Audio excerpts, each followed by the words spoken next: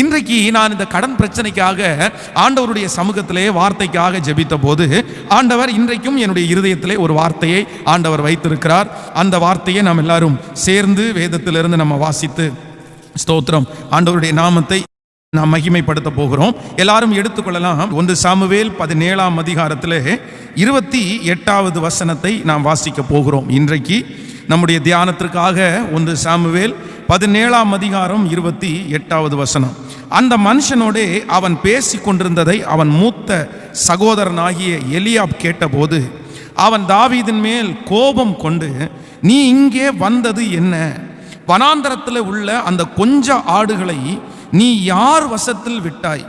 யுத்தத்தை பார்க்க வல்லவா வந்தாய்? உன் துணிகரத்தையும் உன் இருதயத்தின் அகங்காரத்தையும் நான் அறிவேன் என்றார்.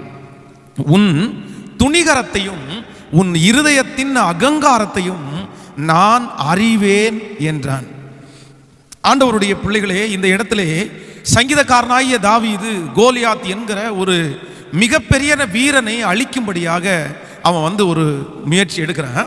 இந்த முயற்சி எடுத்து அவன் பேசிக்கொண்டே இருக்கும்போது அவனுடைய சகோதரன் சொல்றான், நீ அந்த வனாந்தரத்தில் அந்த கொஞ்ச ஆடுகளை யார் வசத்தில் விட்டாய்? யுத்தத்தை பார்க்கத்தானே நீ வந்த.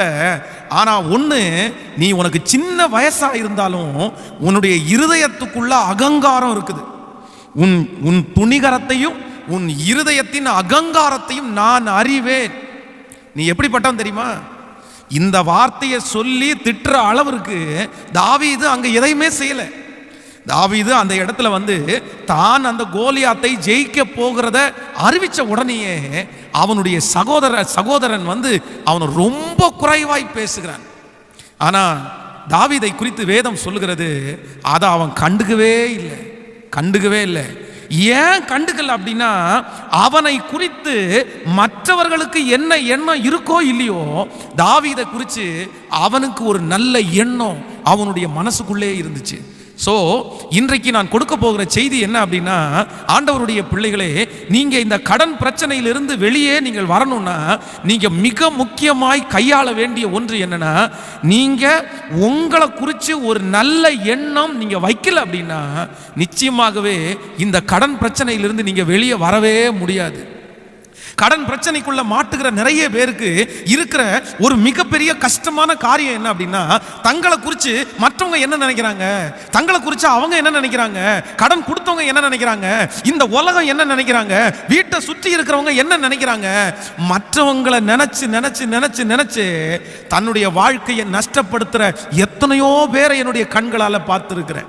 கடன் வாங்கி கட்ட முடியாட்டா அவன் அந்த கடன் கொடுத்த அந்த நபர் திட்டாருன்னு வைங்களேன், உடனே இவங்களுக்கு அப்படியே அவமானம், உடனே மனசு அப்படியே நொந்துருது. சே, எல்லாருக்கும் முன்னாடி இப்படி திட்டானே, அந்த மனுஷன் என்ன நினைப்பான், அந்த நபர் என்ன நினைப்பான், அவன் மூஞ்சில முழிக்கிறதுக்கே எனக்கு கஷ்டமா இருக்கு, அவனை பார்க்கறதுக்கே எனக்கு கஷ்டமா இருக்கு. நான் வீட்டை விட்டு வெளியே நான் போக மாட்டேன், நான் சர்ச்சுக்கு நான் இனி போக மாட்டேன், நான் இனி இந்த தெருவில் நான் இனி இந்த இடத்துல போக மாட்டேன், நான் இனி வேலைக்கு போக மாட்டேன், கல்யாண வீட்டுக்கு போக மாட்டேன். அப்படியே நிறைய பேர் அதை வைத்து தன்னை ஒதுக்கி கொண்டிருக்கிற நிறைய பேர் இருக்கிறார்கள்.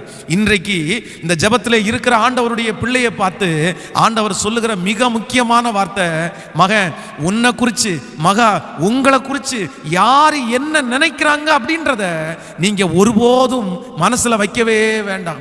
உங்களை குறித்து ஒவ்வொருத்தருக்கும் ஒவ்வொரு ஒப்பீனியன் இருக்கும், அதை மாற்றவே முடியாது. அதான் நான் அடிக்கடி சொல்லுவேன், இன்றைக்கு வரைக்கும் ஆண்டவருடைய சமூகத்தில் ஆண்டவருடைய பிள்ளைகளே, இந்த பலிபீடத்தில் நிற்கிற நான் ஒருத்தருக்கு கூட இதுவரைக்கும் யாரையும் மனசுல காயம் வைத்து கொண்டோ இல்லை என்றாலும் அவர்களை திட்டணும் அப்படின்னு நினைச்சோ, கர்த்தருக்கு முன்பாக சொல்றேன், அப்படி நான் செஞ்சதே இல்லை. இன்னும் சில காரியங்களை நீங்கள் அறிந்து கொள்ள வேண்டும் என்கிறதற்காக சிலருடைய குறைகளை இந்த மாதிரி இருக்காதீங்க அப்படின்னு தான் சொல்லி இருக்கிறேனே தவிர, யாரையும் இந்த பலிபீடத்திலிருந்து இன்று வரைக்கும் ஒருத்தரை கூட நான் குறை சொன்னதே இல்லை. கர்த்தருடைய சமூகத்திற்கு முன்பாக சொல்றேன்.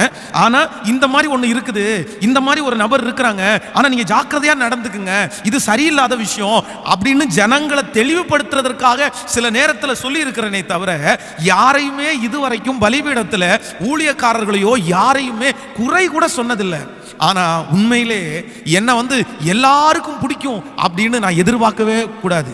என்னை குறித்து ஒருத்தருக்கு நல்ல ஒப்பீனியன் இருக்கும், இன்னொருத்தருக்கு என்னை குறித்து நல்ல ஒப்பீனியன் சில நேரத்தில் இருக்கவே இருக்காது.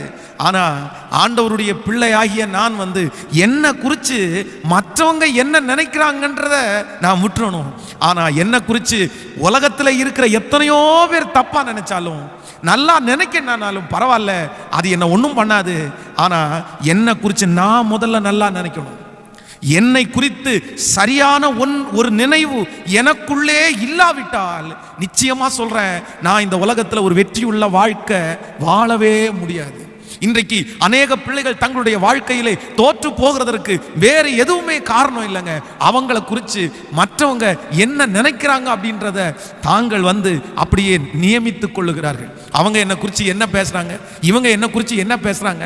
ஆண்டவருடைய பிள்ளைகளே, அவர்கள் அதான் உலகத்தான் ஒருத்தர் சொல்லுவாங்கல்ல, எலும்பில்லாத நாக்கு எது வேணாலும் பேசும். இன்னைக்கு உங்களை புகழ்த்தி பேசுவாங்க, நாளைக்கு உங்களை குறைவாய் பேசுவாங்க. நாளைக்கு உங்களை குறைவாய் பேசின அதே நாவு அடுத்த நாள் உங்களை குறித்து பெருமையா பேசும். இதுதான் உலகம், இதுதான் மனுஷங்க. இதை கூட அறிஞ்சிக்காம யாரோ ஒருத்தர் பேசினதுக்காக உடஞ்சு போய், யாரோ ஒருத்தர் பேசினதுக்காக நொந்து போய், அவ்வளவுதான், இனி நமக்கு மரியாதை போச்சு, மதிப்பு போச்சு, எல்லாமே போச்சுன்னு சொல்லி தங்களுடைய வாழ்க்கையை முடிக்கிற அநேகரை பார்த்து தான் ஆண்டவர் சொல்றாரு, இல்ல இல்ல, உங்களை குறித்து யார் என்ன நினைச்சாலும் அதை குறித்து கவலைப்பட வேண்டிய அவசியம் இல்லை. தாவீதினிடத்தில் இருந்த ஒரு மிகப்பெரிய அபிஷேகம் என்ன அப்படின்னா, தன்னை குறித்து அண்ணன் நினைக்கிறது தப்பு தான், சவுல் ராஜா நினைக்கிறது ஒரு தவறான காரியம் தான். ஆனா தன்னை குறித்து அவனுக்கு ஒரு நல்ல நினைப்பு இருந்துச்சு. சிங்கத்திற்கு என்னை தப்புவித்தவர், சிங்கத்தை கொன்ற நான், கரடியை கொண்ட நான் கண்டிப்பாக இந்த பிரச்சனையிலிருந்து விடுதலை பெறுவேன்னு தனக்குள்ளேயே இருந்த நல்ல எண்ணத்தினால தொடர்ந்து எத்தனை பேர் பேசினாலும் அவன் காதுக்குள்ள அது போகவே இல்லை. ஓவர் கம் பண்ணிட்டு அந்த கோலியாத்தை ஜெயிக்கிறதற்கு போய்கொண்டே இருந்தான். உங்களை சுற்றி இருக்கிற நிறைய பேர் ஆண்டவருடைய பிள்ளைகளை உங்களை குறித்து ஒரு பெரிய கட்டுக்கோப்புக்குள்ள வந்தார்கள், உங்களை குறித்து ஒரு யோசனைக்குள்ள வந்தார்கள். இப்படிதான் நீங்க ஆக போறீங்க, இப்படிதான் வாழ்க்கை அமைய போகுது, நீ இன்ன நிலைமையில விழப்போற, நீ அதுல இருந்து மீண்டு வர முடியாது. எத்தனையோ மனிதர்களுடைய சிந்தைகள் உங்களுக்கு நேராக இருக்கும்போது ஆண்டவர் இன்றைக்கு உன்னுடைய கரத்தை பிடித்து உங்களை பார்த்து சொல்றாரு, மகளே மகனே, அவன் நினைக்கிற நினைவா அல்ல, உங்களை குறித்து நீங்க ஒரு வெற்றி, நீங்க ஒரு நல்ல நினைவுக்கு நேராய் இன்றைக்கு வருவதற்கு ஒப்பு கொடுப்பீர்களே ஆனால் நிச்சயமா சொல்றேன், ஆண்டவர் விடுதலை கொடுக்க வல்லவராய் இருக்கிறார். கைகளை உயர்த்தி ஒரு ஹல்லேலூயா சொல்லுவோம். அகித்தோப்பேலை குறித்து வேதம் சொல்லுது, அவன் ஒரு நல்ல ஆலோசனைக்காரன். அவன் சொல்லுகிற ஆலோசனை தேவனுடைய தூதர்கள் நேரடியாக வந்து சொல்லுகிறது போல ஆலோசனையை கொடுப்பான். அவ்வளவு ஆலோசனை. ஆனால் தாவீதோடு ஆண்டவர் இருந்ததனால் அகித்தோப்பேலுடைய ஆலோசனையை கர்த்தர் அபத்தம் பண்ணி போட்டார். அகித்தோப்பேல் சொன்ன ஆலோசனை சரியானதுதான், ஆனா ஆண்டவர் தாவீதுக்கு சப்போர்ட் பண்ணி அதை கெடுத்து போட்டுட்டாரு. தன்னுடைய ஆலோசனையை ராஜா ஏத்துக்கலன்னு தெரிஞ்ச உடனே மற்றவங்க எல்லாரும் என்ன நினைப்பாங்க, இதுவரைக்கும் என்னுடைய ஆலோசனையை தாவீது ராஜாவே அலட்சியம் பண்ணதில்லை, ஆனா அவனுடைய மகன் ராஜ்யபாரம் பண்ண இப்பதான் உட்கார்ந்து இருக்கிறான், இவன் என்னுடைய ஆலோசனையை அலட்சியம் பண்ணிட்டான், இவன் இன்னைக்கு என்ன அலட்சியம் பண்ணிட்டாங்கன்னா இவனை சுற்றி இருக்கிற எல்லாருமே என்ன அலட்சியம் பண்ணுவாங்கன்னு நினைச்சிட்டு மற்றவங்க தன்னை குறித்து தாழ்வா நினைச்சிருவாங்களோன்னு நினைச்சு வேதம் சொல்லுது, தன்னுடைய வாழ்க்கையை முடித்துக் கொள்வதற்கு தீர்மானம் எடுத்து நாண்டு கொண்டு செத்து போனான் என்று வேதம் சொல்லுது. நிறைய பேர் இன்றைக்கு தற்கொலைக்கு நேராய் போகிறதற்கு கூட என்ன காரணம் அப்படின்னா, நான் நம்புறேன் அவங்க நிறைய பேர் மற்றவங்க என்னை குறித்து தப்பா நினைக்கிறாங்க அப்படின்னு. இன்னைக்கு ஒருவேளை உங்களை குறித்து தப்பா நினைக்கலாம், இன்னைக்கு உங்களை குறித்து குறைவாய் நினைக்கலாம், இன்னைக்கு உங்களை குறித்து என்னென்னமோ வார்த்தைகளை பேசிக்கொண்டு அலையலாம். ஆனா நான் நம்புறேன் வெகு சீக்கிரத்தில் அந்த நபர்களே உங்களை குறித்து ஒரு நல்ல எண்ணத்திற்குள்ளாய் வர ஆண்டவர் உதவி செய்வார். நீங்கள் ஜீவனோடு இருக்கும்போது, நீங்கள் பலத்தோடு இருக்கும்போது, நீங்கள் ஒரு பெரிய காரியத்தை செய்யும் போது உங்களை குறித்து தவறாய் நினைத்த அத்தனை பேரும் உங்களை குறித்து பெருமையாய் நினைக்கிற காலம் வரும் என்று ஆண்டவர் இன்றைக்கு தீர்க்க தரிசனமாய், என் மனைவியே என்ன நல்லா நினைக்கல பாஸ்டர், என் பிள்ளைகளே என்ன நல்லா நினைக்கல பாஸ்டர், என் கணவன் என்ன நல்லா நினைக்கல பாஸ்டர், என் சொந்தக்காரங்க யாருமே என்ன நல்லா நினைக்கல, என் மாமா என் மாமி யாருமே என்ன ரொம்ப கீழ்த்தரமா நடத்துறாங்க, என்ன ஒரு மாதிரி பார்க்கறாங்க, என்ன குறைவாய் பார்க்கறாங்க, நான் ஒண்ணுக்கும் பிரயோஜனம் இல்லாதவனா என்ன பார்க்கறாங்க. அவங்க பார்க்கிற பார்வையிலே தெரியுது நான் ரொம்ப மட்டமாய் போயிட்டேன் பாஸ்டர், நான் ரொம்ப குறைவாய் போயிட்டேன் பாஸ்டர், நான் ரொம்ப கீழே போயிட்டேன் பாஸ்டர் அப்படின்னு யாரோ ஒருத்தர் இந்த சத்தியத்தை கேட்டுக் கொண்டிருக்கும் போது அழுது கொண்டிருப்பீர்களே, ஆனால் உங்களை பார்த்துதான் ஆவியானவர் சொல்லுகிறார், மகனே உன்னை குறித்து 1000 பேர் 1000 விதமாய் நினைக்கலாம். உன் சொந்தங்கள் எல்லாம் வித்தியாசமாய் நினைக்கலாம். ஆனால் தாவீதை குறித்து பரலோகம் வைத்திருந்த நினைவு, அவன் யுத்த வீரன். தாவீதை குறித்து பரலோகம் வைத்திருந்த நினைவு, அவன் கோலியாத்தை ஜெயிக்க போகிற மனிதன். அதே போல நான் தீர்க்க தரிசனமாய் சொல்லுகிறேன், இன்றைக்கும் உங்களை குறித்து பரலோகம் ஒரு நினைவை நினைச்சு வச்சிருக்குது.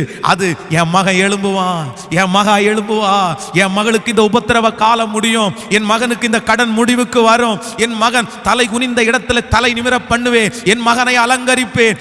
அன்றைக்கு ஆண்டவர் வெகு சீக்கிரமாய் மாற்றுகிற அன்று உங்கள் பேர்ல குறைவாய் நினைச்சவங்க வந்து உங்களுக்கு முன்பாக நிற்கிறத நீங்க பார்க்க போறீங்க. அது மட்டுமல்ல, யோசேப்பினுடைய வாழ்க்கையை வாசிக்கும் போது வேதம் சொல்லுது, அவனுடைய வாழ்க்கையில அவன் எஜமானுடைய வீட்டிலே இருந்தான். ஆனா அந்த எஜமான் வீட்டிலே இருக்கிற அந்த சகோதரி அவன் மேல ஒரு தவறான செய்தியை பரப்பி அவனை ஒரு பாவியாக பார்த்து அவனை இப்ப கொண்டு போய் சிறைச்சாலையில போட்டாங்க. அவன் சிறைச்சாலைக்குள்ள என்ற ஆகும்போது நீங்க என்ன நினைப்பீங்க? அதான் பாஸ்டர்மா வந்து இந்த சிறைச்சாலை ஊழியத்திற்காக போறாங்க. அவங்க அந்த சிறைச்சாலை ஊழியத்திற்கு போயிட்டு வந்து சொல்லுவாங்க. அப்போ ஒவ்வொருத்தரும் அங்க கைதிகள் வந்து ஒவ்வொருத்தரா பேசிக்குவாங்களாம். பேசிக்கும் போது அந்த பசங்க பேசிக்குவாங்களாமா, அக்கா அவன் மோசமான ஆளுக்கா, அவன் ஒருத்தனை போட்டுட்டான்க்கா, இந்த இடத்துல இப்படி திருடிட்டான்க்கா அப்படின்னு சொல்லி இன்னொரு பையன் அவனை குறித்து ஒவ்வொருத்தரும் இப்ப மாறி மாறி மாறி ஒருத்தருக்கு ஒருத்தர் போட்டு கொடுப்பாங்களாமா அங்க உள்ள இருக்கிறவங்க. இவன் இப்படி பண்ணா, இவன் இப்படி பண்ணா. அப்போ நான் என்ன நம்புறேன் அப்படின்னா, இந்த யோசேப்பு சிறைச்சாலைக்குள்ள போகும்போது இவன் என்ன பிரச்சனைக்காக உள்ள வந்திருக்கிறான் அப்படின்னு சொல்லும் போது அவனை ரொம்ப கேவலமா பேசியிருப்பாங்க. டேய், இவன் வச்சு கையை எங்க வச்சான் தெரியுமாடா? போத்திபாருடைய வீட்டிலே கை வச்சான்டா, வளர்த்தன வீட்டிலே கை வச்சுட்டான்டா, இவனுக்கு ஹெல்ப் பண்ண வீட்டிலே கை வச்சுட்டான்டா. அவனை சுற்றி அத்தனை பேரும் பேசுறது ஒரு தீமையான வார்த்தை. ஆனா வேதம் சொல்லுது, தன்னை குறித்து சிறைச்சாலையிலே இருக்கிறவர்கள் பேசுறத தன்னுடைய காதுகளில் அவன் வாங்கவே இல்லை. என்னை குறித்து எது வேணாலும் பேசுங்கப்பா, என்னை குறித்து என்ன வேணாலும் நினைங்கப்பா, நான் தப்பு பண்ணலேன்னு இப்போ உங்கள்கிட்ட சொன்னா கூட நீங்க நிறைய பேர் அதை ஏத்துக்கவே மாட்டீங்க. நிச்சயமா யோசேப்பு அப்படி ஏத்துக்கவே மாட்டாங்க. ஆனாலும் இந்த யோசேப்பினுடைய இருதயத்தில் ஒன்று மட்டும் இருந்துச்சு, அதுக்காக நான் சோர்ந்து போகக்கூடாது, நான் உண்மையுள்ளவன் எனக்கு தெரியும், என் கூட கர்த்தர் இருக்கிறார்னு எனக்கு தெரியும். தொடர்ந்து முன்னேற ஆரம்பித்தான்.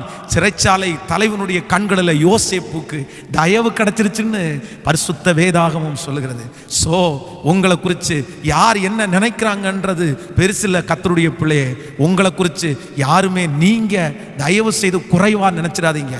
உங்களை குறித்து நீங்க எப்படி நினைக்கிறீங்களோ அப்படிதான் உங்க வாழ்க்கை இருக்கும்னு பரிசுத்த வேதாகமம் சொல்லுகிறது. நீங்கள் நீதிமொழிகள் 23ஆம் அதிகாரத்தில் 7வது வசனத்தை நீங்கள் வாசிப்பீர்களே ஆனால் எடுத்துக்கொள்ளலாம். நீதிமொழிகள் 23ஆம் அதிகாரத்தில், ஸ்தோத்திரம், 23ஆம் அதிகாரம் 7வது வசனத்தை நம்ம வாசிக்கும் போது, நீதிமொழிகள் 23ஆம் அதிகாரத்திலே 7வது வசனத்தை நம்ம வாசித்தோம்னால், அவன் இருதயத்தின் நினைவு எப்படியோ அப்படியே அவன் இருக்கிறான். நன்றாய் இன்னொரு விஷயம் கூட வாசிக்கலாம். அவன் இருதயத்தின் நினைவு எப்படியோ அப்படியே அவன் இருக்கிறான். சோ உங்களை குறித்து நீங்க எப்படி நினைக்கிறீங்களோ அப்படிதான் நீங்க இருப்பீங்களா? உங்களை குறித்து நீங்க குறைவா நினைச்சீங்க அப்படின்னா நீங்க குறைவா தான் இருப்பீங்க. உங்களை குறித்து நான் ஒரு ஃபெயிலியரான பர்சன் அப்படின்னு நீங்க நினைச்சிட்டே இருப்பீங்கன்னா நீங்க அப்படிதான் இருப்பீங்க. ஆனா அதே நேரத்தில் உங்களை குறித்து எவ்வளவு பெரிய பிரச்சனை வந்தாலும் நான் நிற்பேன் அப்படின்னு நினைச்சீங்கன்னா நீங்க நின்றுவீங்க.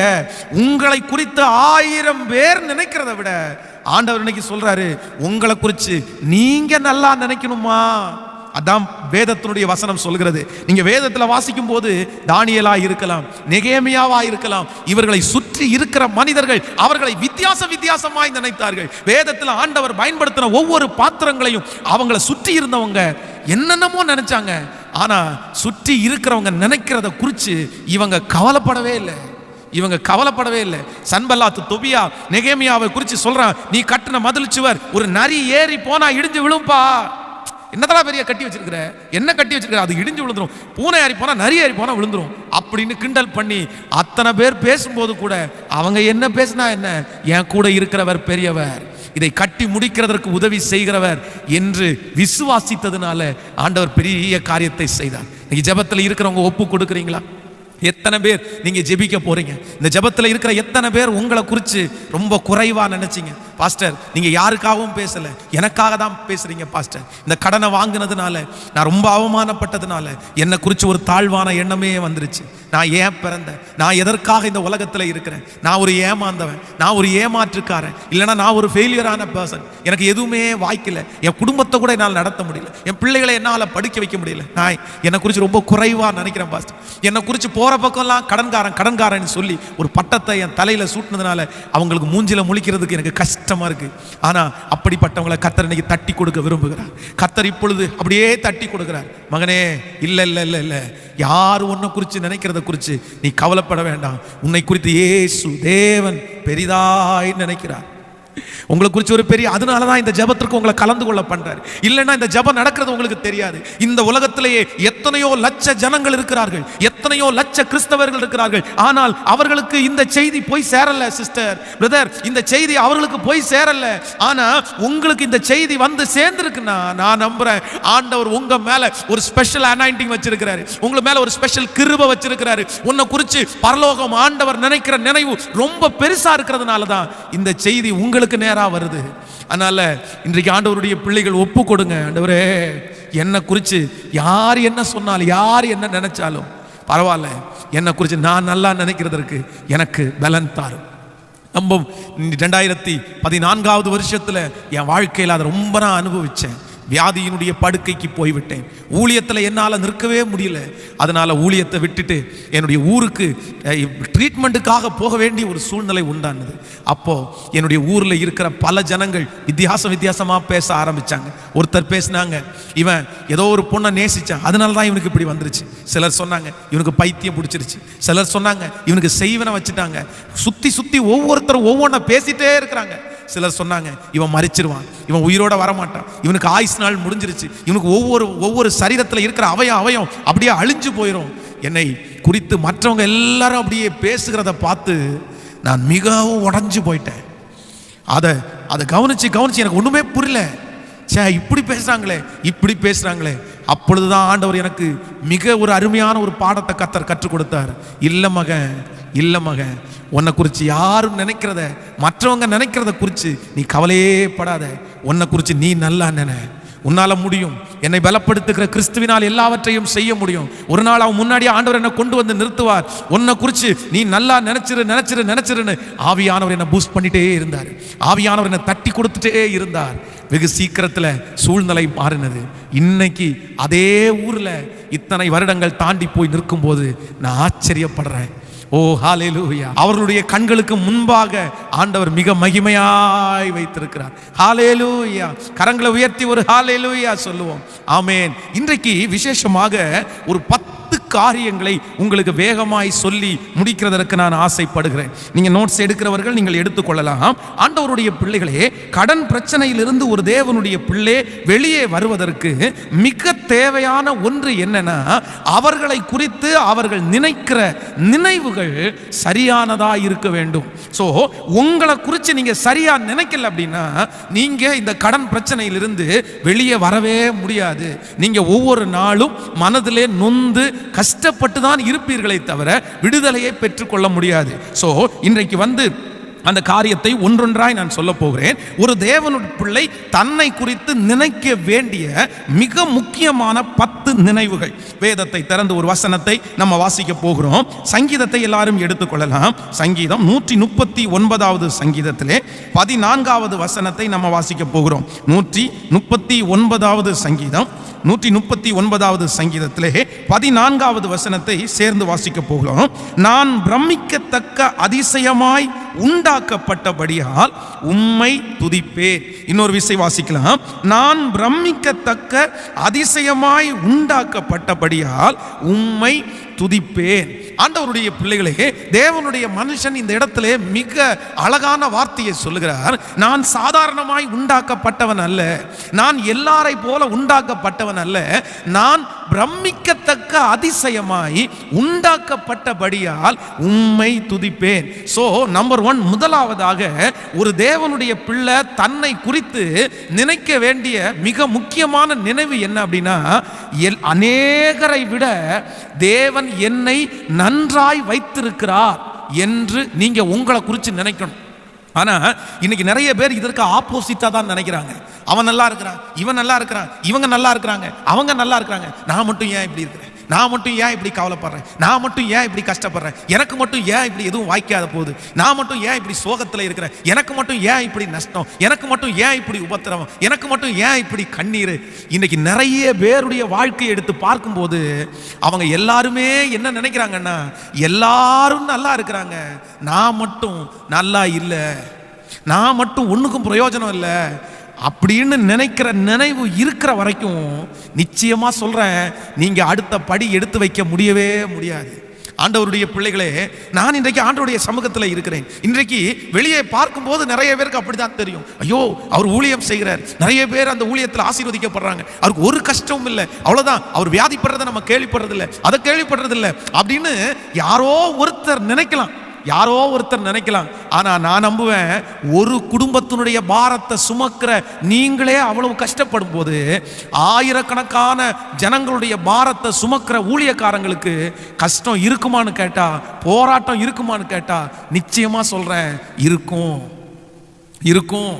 ஒவ்வொரு நாளும் புது புது பிரச்சனை, ஒவ்வொரு நாளும் புது புது காரியங்கள், புது புது சோதனைகள், புது புது வியாதிகள். அதான் ஒரு விசுவாசிக்கு என்னென்ன வரணுமோ அத்தனையும் நிறைய நேரத்தில் ஊழியக்காரங்களுக்கு ஒரு டைம் வந்துட்டே போயிடும் போல.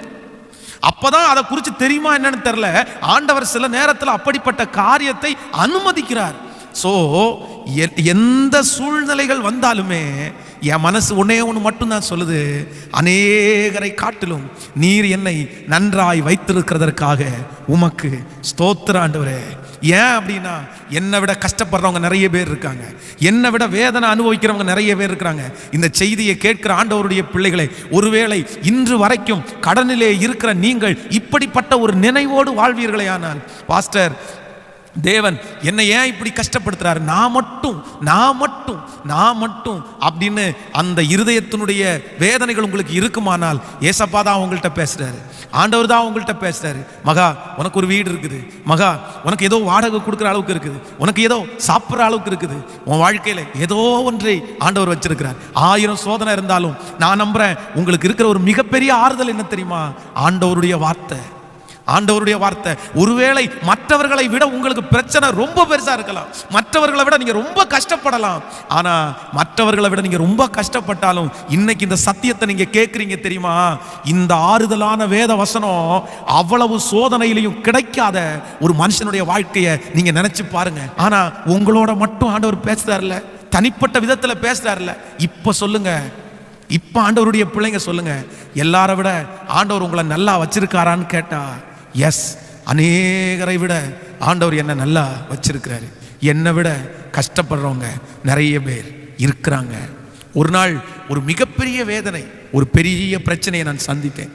அந்த பெரிய பிரச்சனையை சந்திக்கும் போது என் மனசு கொஞ்சம் கஷ்டப்பட்டுருச்சு. அப்போ என் மனசுல நினைக்கிறேன், சே, ஊழியத்தில் நிறைய பேர் நல்ல சந்தோஷமாக தான் ஊழியம் செய்கிறாங்க, நம்ம மட்டும் இப்படி கஷ்டப்பட்டு தான் செய்கிறோமோ அப்படின்னு நினச்சிட்டே இருக்கிறேன். அதுக்கு தகுந்த மாதிரியே ஒரு மனுஷன் சொல்லும்போது சொல்கிறார், நீங்கள் எல்லாத்தையும் இழுத்து போட்டு செஞ்சுட்டு இருக்கிறீங்க, ரிலாக்ஸாக விட வேண்டியதானே, ரிலாக்ஸாக செய்ய வேண்டியதானே, உங்கள்கிட்ட யார் இதெல்லாம் பண்ண சொல்ல சொன்னா, ஞாயிற்றுக்கிழமை நடத்துறீங்களா இல்லைனா வெள்ளிக்கிழமை ஃபாஸ்டிங் பிரேக் நடத்துறீங்களா, அவ்வளோதான் விட்டுருங்க, நீங்கள் கொஞ்சம் ரிலாக்ஸாக பண்ணுங்க, எல்லாத்தையும் போட்டு இழுத்து போட்டு நீங்கள் செய்ய வேண்டிய அவசியமே இல்லை, அது ஏன் செய்யணும் அப்படின்னு அந்த மாதிரி ஒரு வார்த்தையும் கேட்ட உடனே என் மனசுக்குள்ளே தோணுது, ஓ நம்ம அப்படி இருக்கிறோமோ அப்படின்னாலும் தோணாலும் எனக்கு அந்த சலனம் எல்லாம் வரல.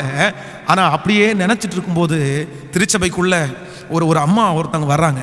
இந்த சாட்சியை உங்களுக்கு சொல்லி இருக்கிறேன், மறக்கவே முடியாது.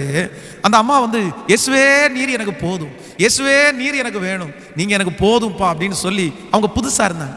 முடிச்சோன்னா அவங்கள பார்த்து எங்கேருந்து வர்றீங்க அப்படின்னு கேட்டேன், எங்கே இருக்கிறீங்கன்னு கேட்டேன். அவங்க ஒரு சம்பவம் சொன்னாங்க, அப்படியே சோர்ந்து போன அந்த ஆவி அப்படியே உயிர்ப்பிச்சது மாதிரி, சே நம்மளெல்லாம் ஆண்டவர் எவ்வளோ நல்லா வச்சிருக்கிறாரு, எவ்வளவு நல்லா வச்சிருக்கிறாரு.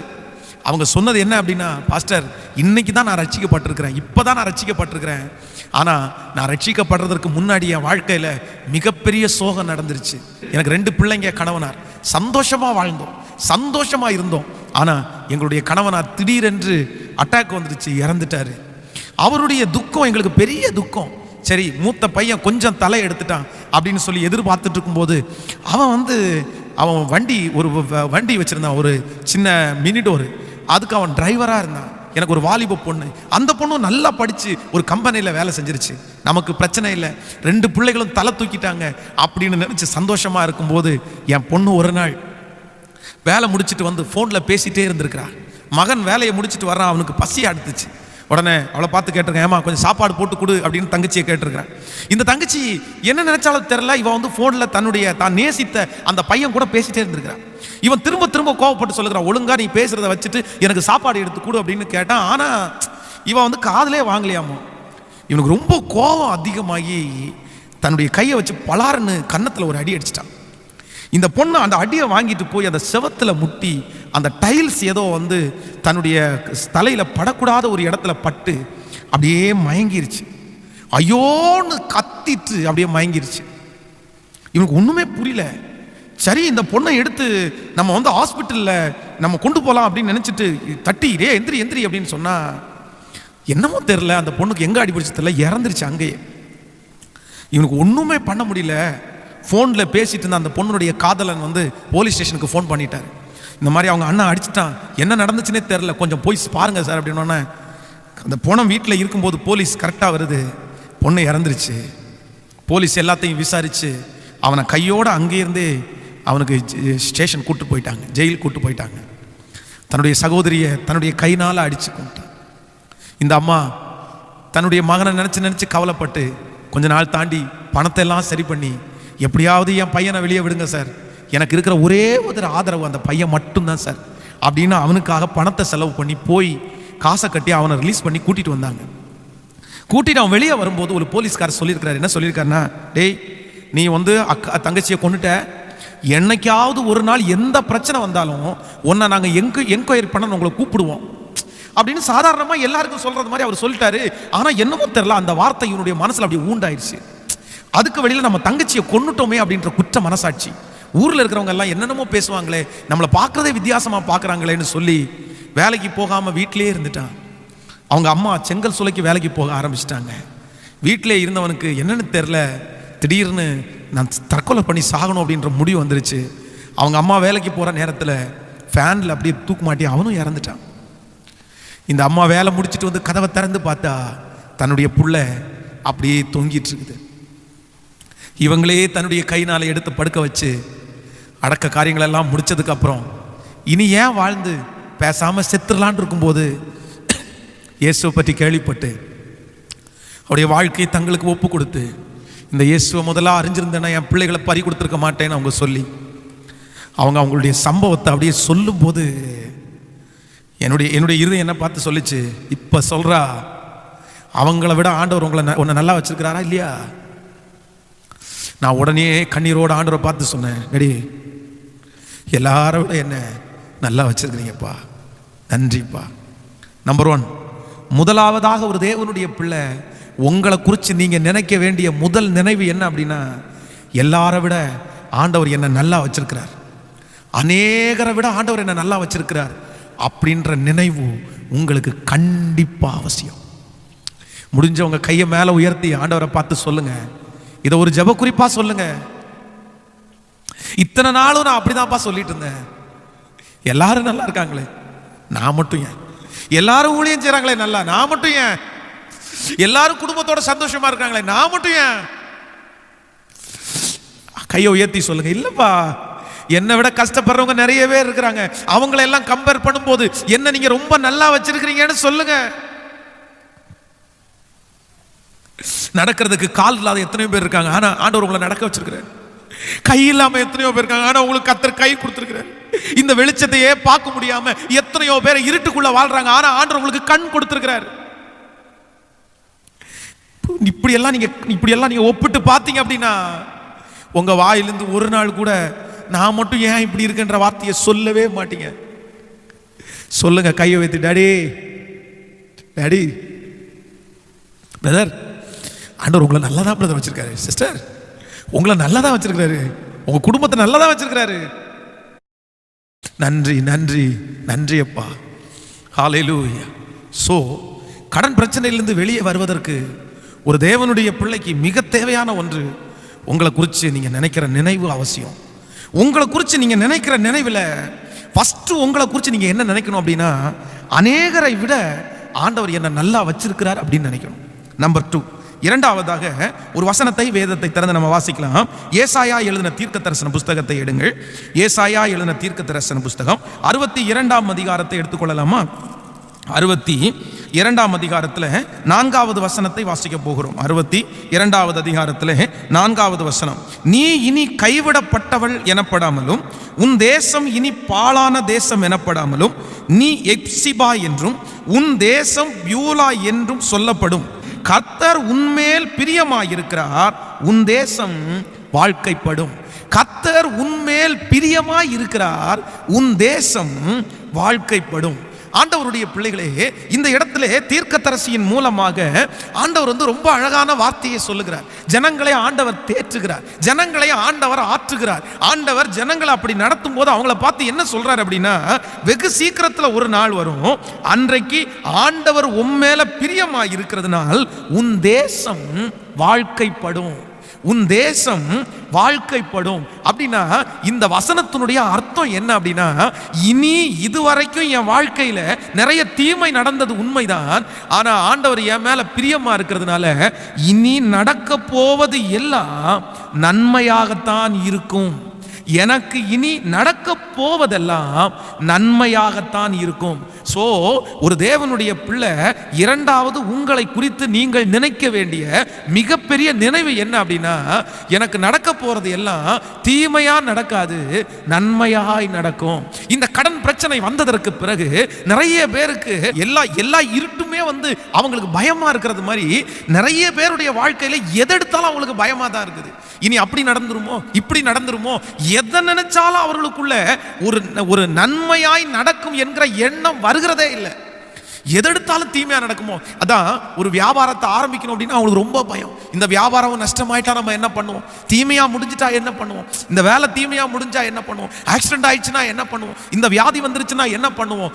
நிறைய பேருடைய வாழ்க்கையில தங்களை குறித்து அவங்க நினைக்கிற நினைவு, நமக்கு இதுவரையும் எதுவுமே நல்லா நடக்கல, இதுவரையிலும் நடந்ததெல்லாமே தீமையா தான் நடந்துச்சு, இனி நடக்க போகிறதும் தீமையா தான் நடக்க போகுதுன்னு சொல்லி எதிர்காலத்தை குறித்து நிறைய பேர் பயப்பட்டு கொண்டே இருக்கிறார்கள். ஆனா ஆவியானவர் இன்றைக்கு திருவிழம் பற்றுகிறார். ஆவியானவர் இன்றைக்கு அநேக ஆண்டவருடைய பிள்ளைகளிடத்தில் சொல்லுகிறார், மகளே மகனே, உங்களுக்கு அப்படிப்பட்ட ஒரு நினைவு உங்களுக்குள்ளே இருக்குமானால் இன்றைக்கு இந்த செய்தியின் நேரத்தில் நான் உங்களுக்கு தீர்க்க தரிசனமா சொல்றேன். இதுவரையிலும் தீமை நடந்திருக்கலாம், இதுவரைக்கும் துக்கம் நடந்திருக்கலாம், இதுவரையிலும் நீ கை வைத்தது தோல்வி ஆயிருக்கலாம், ஆனால் இனி நீங்கள் ஆண்டவரோடு இருக்கிறதுனால் இனி எனக்கு நடக்க போகிறது எல்லாம் நன்மைக்காகவே நடக்க போகிறது. இனி எனக்கு நடப்பதெல்லாம் கண்டிப்பாக ஒரு நன்மை அதில் இருக்கும். ஆண்டவர் என் வாழ்க்கையில தீமைன்றத ஒன்றை செய்யவே மாட்டார். இன்றைக்கு இந்த ஜபத்தில் இருக்கிற உங்களோட தான் ஆண்டவர் பேசுறார். இதுவரையிலும் ஒருவேளை உங்க வாழ்க்கையில நடந்ததெல்லாம் தீமையாக நீங்கள் பார்த்திருக்கலாம். எனக்கு நிறைய தீமை நடந்துச்சு, எனக்கு நடந்தது எல்லாமே தீமை தான் பாஸ்டர், நன்மை எதுவுமே நடக்கல. ஆனா நான் நம்புவேன், இதுவரைக்கும் உங்க வாழ்க்கையில தீமை நடக்கலைங்க, தீமை நடக்கல. நிறைய பேர் இன்னைக்கு பாஸ்டர் நீங்க எப்படி சொல்றீங்க, நான் எத்தனை கோடிகளை கையில பார்த்தேன், எத்தனை லட்சங்களை கையில பார்த்தேன், ஆனா இன்னைக்கு ஒண்ணுமே இல்லாம இந்த இடத்துல உட்கார்ந்து இருக்கிறேன், எனக்கு தீமை நடக்கலையா, என் வியாபாரத்துல தீமை நடந்துருச்சு, என் வாழ்க்கையில தீமை நடந்துருச்சு. ஆனா நான் நம்புவேன், ஒருவேளை அந்த தீமையானது நீங்க நினைக்கிறது நடக்கலைன்னா இன்னைக்கு நீங்க இவ்வளவு தூரம் ஆண்டவருக்குள்ள வந்திருக்க மாட்டீங்க. நீங்க நிறைய பேர் ஜபத்துக்கு முக்கியத்துவம் கொடுத்துருக்க மாட்டீங்க. இந்த பிரசங்கம் ஓடும் போது கூட நிறைய பேர் பார்த்துட்டு ஸ்கிப் பண்ணிட்டு போயிட்டு இருப்பீங்க.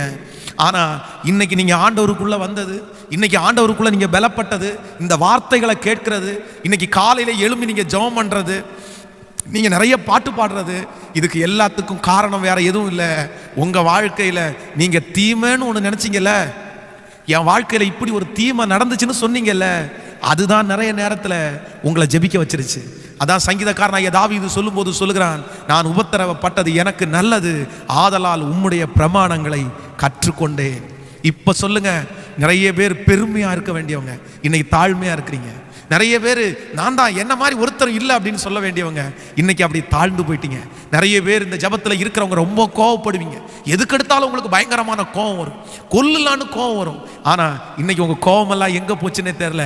காரணம் உங்கள் வாழ்க்கையில் நடந்த நன்மை இல்லை பிரதர், சிஸ்டர். உங்கள் வாழ்க்கையில் நடந்த நன்மை இல்லை சிஸ்டர், உங்கள் வாழ்க்கையில் நடந்த தீமை. உங்களை பற்றி நீங்களே நினச்சி பார்த்தீங்க அப்படின்னா, ஐயோ நான் இப்படி மாறினேன், நான் இப்படி மாறினேன், நான் மாறுறதுக்கு என்ன காரணம்? வேற எதுவுமே காரணம் இல்லை. ஆண்டவர் சிலதை அனுமதிச்சு நீங்கள் தீமைன்னு நினச்சது இன்றைக்கு உங்களை நன்மையாகவே கொண்டு வந்து நிறுத்தி இருக்குது. ஆண்டவர் சீக்கிரம் வரப்போகிறார். ஆண்டவருடைய வருகை சீக்கிரம் இருக்குது. அந்த நாளில் பரலோக ராஜ்யத்தில் உங்களை கர்த்தர் கொண்டு போகிறதற்காக சில நேரத்தில் உங்களுக்கு சில தீமையை அனுபவிச்சு உங்களை அழகா மோல்டு பண்ணி, உங்களை ஆண்டவர் அழகா உங்களை அப்படியே மோட்டிவேட் பண்ணி கர்த்தர் சூப்பராக உங்களை நடத்தி வந்தார். இப்போ நான் ஒன்று சொல்லுவேன், இன்னைக்கு நீங்கள் நிறைய பேர் கண்ணு மூடினாலும், ஒருவேளை உலகத்தில் எதுவுமே இல்லைன்னாலும் நீங்கள் பரலோகத்தில் கண்ணை திறப்பீங்க. ஸோ அங்கே துக்கம் இல்லாத நாடு, சஞ்சலம் இல்லாத நாடு கர்த்தர் அதை உங்களுக்காக வச்சுட்டாரு. இந்த தீமை இந்த உலகத்தோட முடிஞ்சிடும். ஆமேன் சொல்லுங்க. ஸோ உங்களை குறித்து நீங்கள் நினைக்க வேண்டிய இரண்டாவது மிக முக்கியமான நினைவு, எனக்கு இனி நடக்க போகிறது எல்லாம் நன்மையாகவே நடக்கும். சொல்லுங்க பார்க்கலாம், கையை உயர்த்தி சொல்லுங்க, எனக்கு இனி தீமை நடக்காது, எதிர்கால பயம் இல்லை, நான் காலடி எடுத்து வைக்க போகிறது நன்மையா மாறும். கையை உயர்த்தி அறிக்கை செய்யுங்க சிஸ்டர், பிரதர், அறிக்கை செய்யுங்க. இதுவரையிலும் தோல்வியை பார்த்த நீங்க இனி தோல்வியை பார்க்க போறது இல்லை, ஆண்டவர் வெற்றியா தான் வைக்க போறாரு. சொல்லுங்க. யாரோ ஒருத்தருடைய மனசுல இனியும் தீமையை நடந்துருமோன்னு பயமா இருக்குது, இனி தீமை நடந்துருமோன்னு பயமா இருக்குது, இனி நஷ்டப்பட்டு விடுவேனோன்னு பயமா இருக்குது. கையை உயர்த்தி சொல்லுங்க, டாடி இல்ல, இனி என் வாழ்க்கையில நடப்பதெல்லாம் நன்மைக்காகவே நீர் நடத்திக்க போகிறீர், அதற்காக ஸ்தோத்திரம். ஹல்லேலூயா, ஸ்தோத்திரம். நம்பர் 3, மூன்றாவதாக ஒரு தேவனுடைய பிள்ளை உங்களை குறித்து நினைக்க வேண்டிய மிக முக்கியமான நினைவு. வாசிக்கலாம். ஸ்தோத்திரம். 37ஆம் அதிகாரம் சங்கீதம் 37வது சங்கீதத்தில் 24வது வசனத்தை நம்ம வாசிக்க போகிறோம். 37ஆம் சங்கீதத்தை எடுத்துக்கொள்ளலாம். 37ஆம் சங்கீதத்திலே நாம் 24வது வசனத்தை நம்ம வாசிக்க போகிறோம். அவன் விழுந்தாலும் தள்ளுண்டு போவதில்லை, கர்த்தர் தமது கைகளினாலே அவனை தாங்குகிறார். 23, 24 நல்ல மனுஷனுடைய நடைகள் கர்த்தரால் உறுதிப்படும், அவனுடைய வழியின் மேல் அவர் பிரியமாயிருக்கிறார். அவன் விழுந்தாலும் தள்ளுண்டு போவதில்லை, கர்த்தர் தமது கைகளினாலே அவனை தாங்குகிறார். நன்றாய் கவனிங்கள். இந்த இடத்துல சங்கீதக்காரன் சொல்லும் போது ரொம்ப அழகாய் சொல்லுகிறார், நல்ல மனுஷனுடைய நடைகள் கர்த்தரால் உறுதிப்படுத்தப்படும், அவனுடைய வழியின் மேல் அவர் பிரியமாய் இருக்கிறார், அவன் விழுந்தாலும் தள்ளுண்டு போவதில்லை. அப்படின்னா இந்த வசனத்தினுடைய அர்த்தம், நான் விழுவதில்லை, நான் ஒருவேளை விழுறது மாதிரி போனாலும் அவருடைய கை என்னை தாங்குகிறது. நிறைய மனிதர்கள் மேல இந்த காரியம் அவங்களுக்குள்ள இருந்துட்டே இருக்குது. தங்களை குறித்து அவங்க நினைக்கும் போதெல்லாம் நிறைய பேர் என்ன நினைக்கிறாங்கன்னா, நான் விழுந்துருவனோன்னு நினைக்கிறாங்க. நான் விழுந்துருவேனோ, நான் பாவம் செஞ்சிருவேனோ, நான் தப்பு பண்ணிவிடுவேனோ, நான் பின்மாறி விடுவேனோ, இதுக்கு முன்னாடி நான் பின்மாறி விட்டேன், நான் விட்டுட்டு வந்த பாவத்தை திரும்பி நான் பின்தொடர்வேனோ, திருப்பி விட்ட கடனை எல்லாம் இந்த ஜெபம் முடிச்சதுக்கு அப்புறம் நான் திரும்பவும் அதில் போய் சிக்கிடுவேனோ அப்படின்னு தங்களை குறித்து நிறைய பேருக்கு ஒரு தாழ்வான எண்ணம். என்ன எண்ணம்னா, நான் விழுந்துருவேன், நான் அடிக்கடி விழுந்துருவேன், நான் ஏற்கனவே நிறைய டைம் விழுந்துட்டேன், இனியும் யாராவது ஒருத்தர் ஆசை காமிச்சா உடனே நான் விழுந்துடுறேன். ஆனால் நான் நம்புறேன், உங்களை குறித்து நீங்கள் என்ன நினைக்கணும்னா, நான் இனி விழமாட்டேன், நான் இனி விழமாட்டேன். ஆண்டவர் என்ன பண்ணுவார்னா, அவருடைய கையினால என்னை தாங்க போகிறார். இந்த உபவாச ஜெபத்திற்கு பிற்பாடு, இந்த கடன் பிரச்சனைக்கு பிற்பாடு, நான் இந்த பலிபீடத்திலிருந்து உங்களுக்காக பாரத்தோட ஜெபிக்கிறேன். இதுவரையிலும் நீங்க எத்தனையோ இடத்துல விழுந்துட்டீங்க, இதுவரையிலும் உங்களுடைய காலடிகள் எத்தனையோ இடத்துல சறுக்கிருச்சு. ஆனா இனி ஆண்டவர் உங்களை கொண்டு போய் வைக்கிற இடம் உங்களுக்கு நிலைவரமாய். நிறைய பேர் பிடுங்கி நடப்படுகிறவங்க இந்த இடத்துல இருக்கலாம். பாஸ்டர், நிலைவரமே இல்லை, நான் அடிக்கடி விழுந்துடுறேன், நான் அடிக்கடி விழுந்துடுறேன், 10 டைம் விழுந்துட்டேன், 100 டைம் விழுந்துட்டேன், என்னால் நிற்கவே முடியல, என் கால் உறுதியா இல்லை பாஸ்டர், என் கால் உறுதியா இல்லை. ஆனால் ஆண்டவரை தேடுங்க, ஆண்டவரை வாஞ்சிங்க. எந்த இடத்துல ஆண்டவர் இனி உங்களை கொண்டு போய் வைக்கிறாரோ அந்த இடத்துல ஆண்டவர் உங்களை நிலைப்படுத்துவார். ஈசாக்குக்கு ஏசேக்கு என்கிற இடம் விழுகையின் இடம், சித்னா என்கிற இடம் அவன் காலில் விழுந்த இடம். தடுமாறின இடம்.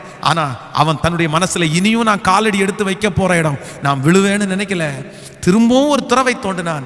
ஏசேக்கு முடிஞ்சிருச்சு, சித்னா முடிஞ்சிருச்சு. ரகபோத்தில் ஆண்டவர் அவனுடைய பாதத்தை உறுதிப்படுத்தினார், அவன் காலடிகளை உறுதிப்படுத்தினார். இன்றைக்கு ஆண்டவருடைய சமூகத்தில் நான் ஜெபிக்கிறேன். இனி நீங்கள் கை வைக்கிற இடத்துல, இனி நீங்கள் கால் ஊன்ற இடத்துல ஆண்டவர் உங்களை பிடுங்காம நிலைவரமாய் உங்களை அங்க நிலைப்படுத்துவார். இனி நீங்க விழமாட்டீங்க. இனி கர்த்தர் விழுவதற்கு அனுமதிக்க மாட்டார். கைகளை உயர்த்தி எல்லாரும் சொல்லுங்க, அப்பா உமக்கு ஸ்தோத்திரம், நான் இனி விழமாட்டேன்னு சொல்லுங்க. இனி நான் வைக்கிற காலடிகள் கர்த்தர் கரத்தின் மேல, ஆண்டவர் கரத்தின் மேல சொல்லுங்க, ஆண்டவர் கரத்தின் மேல,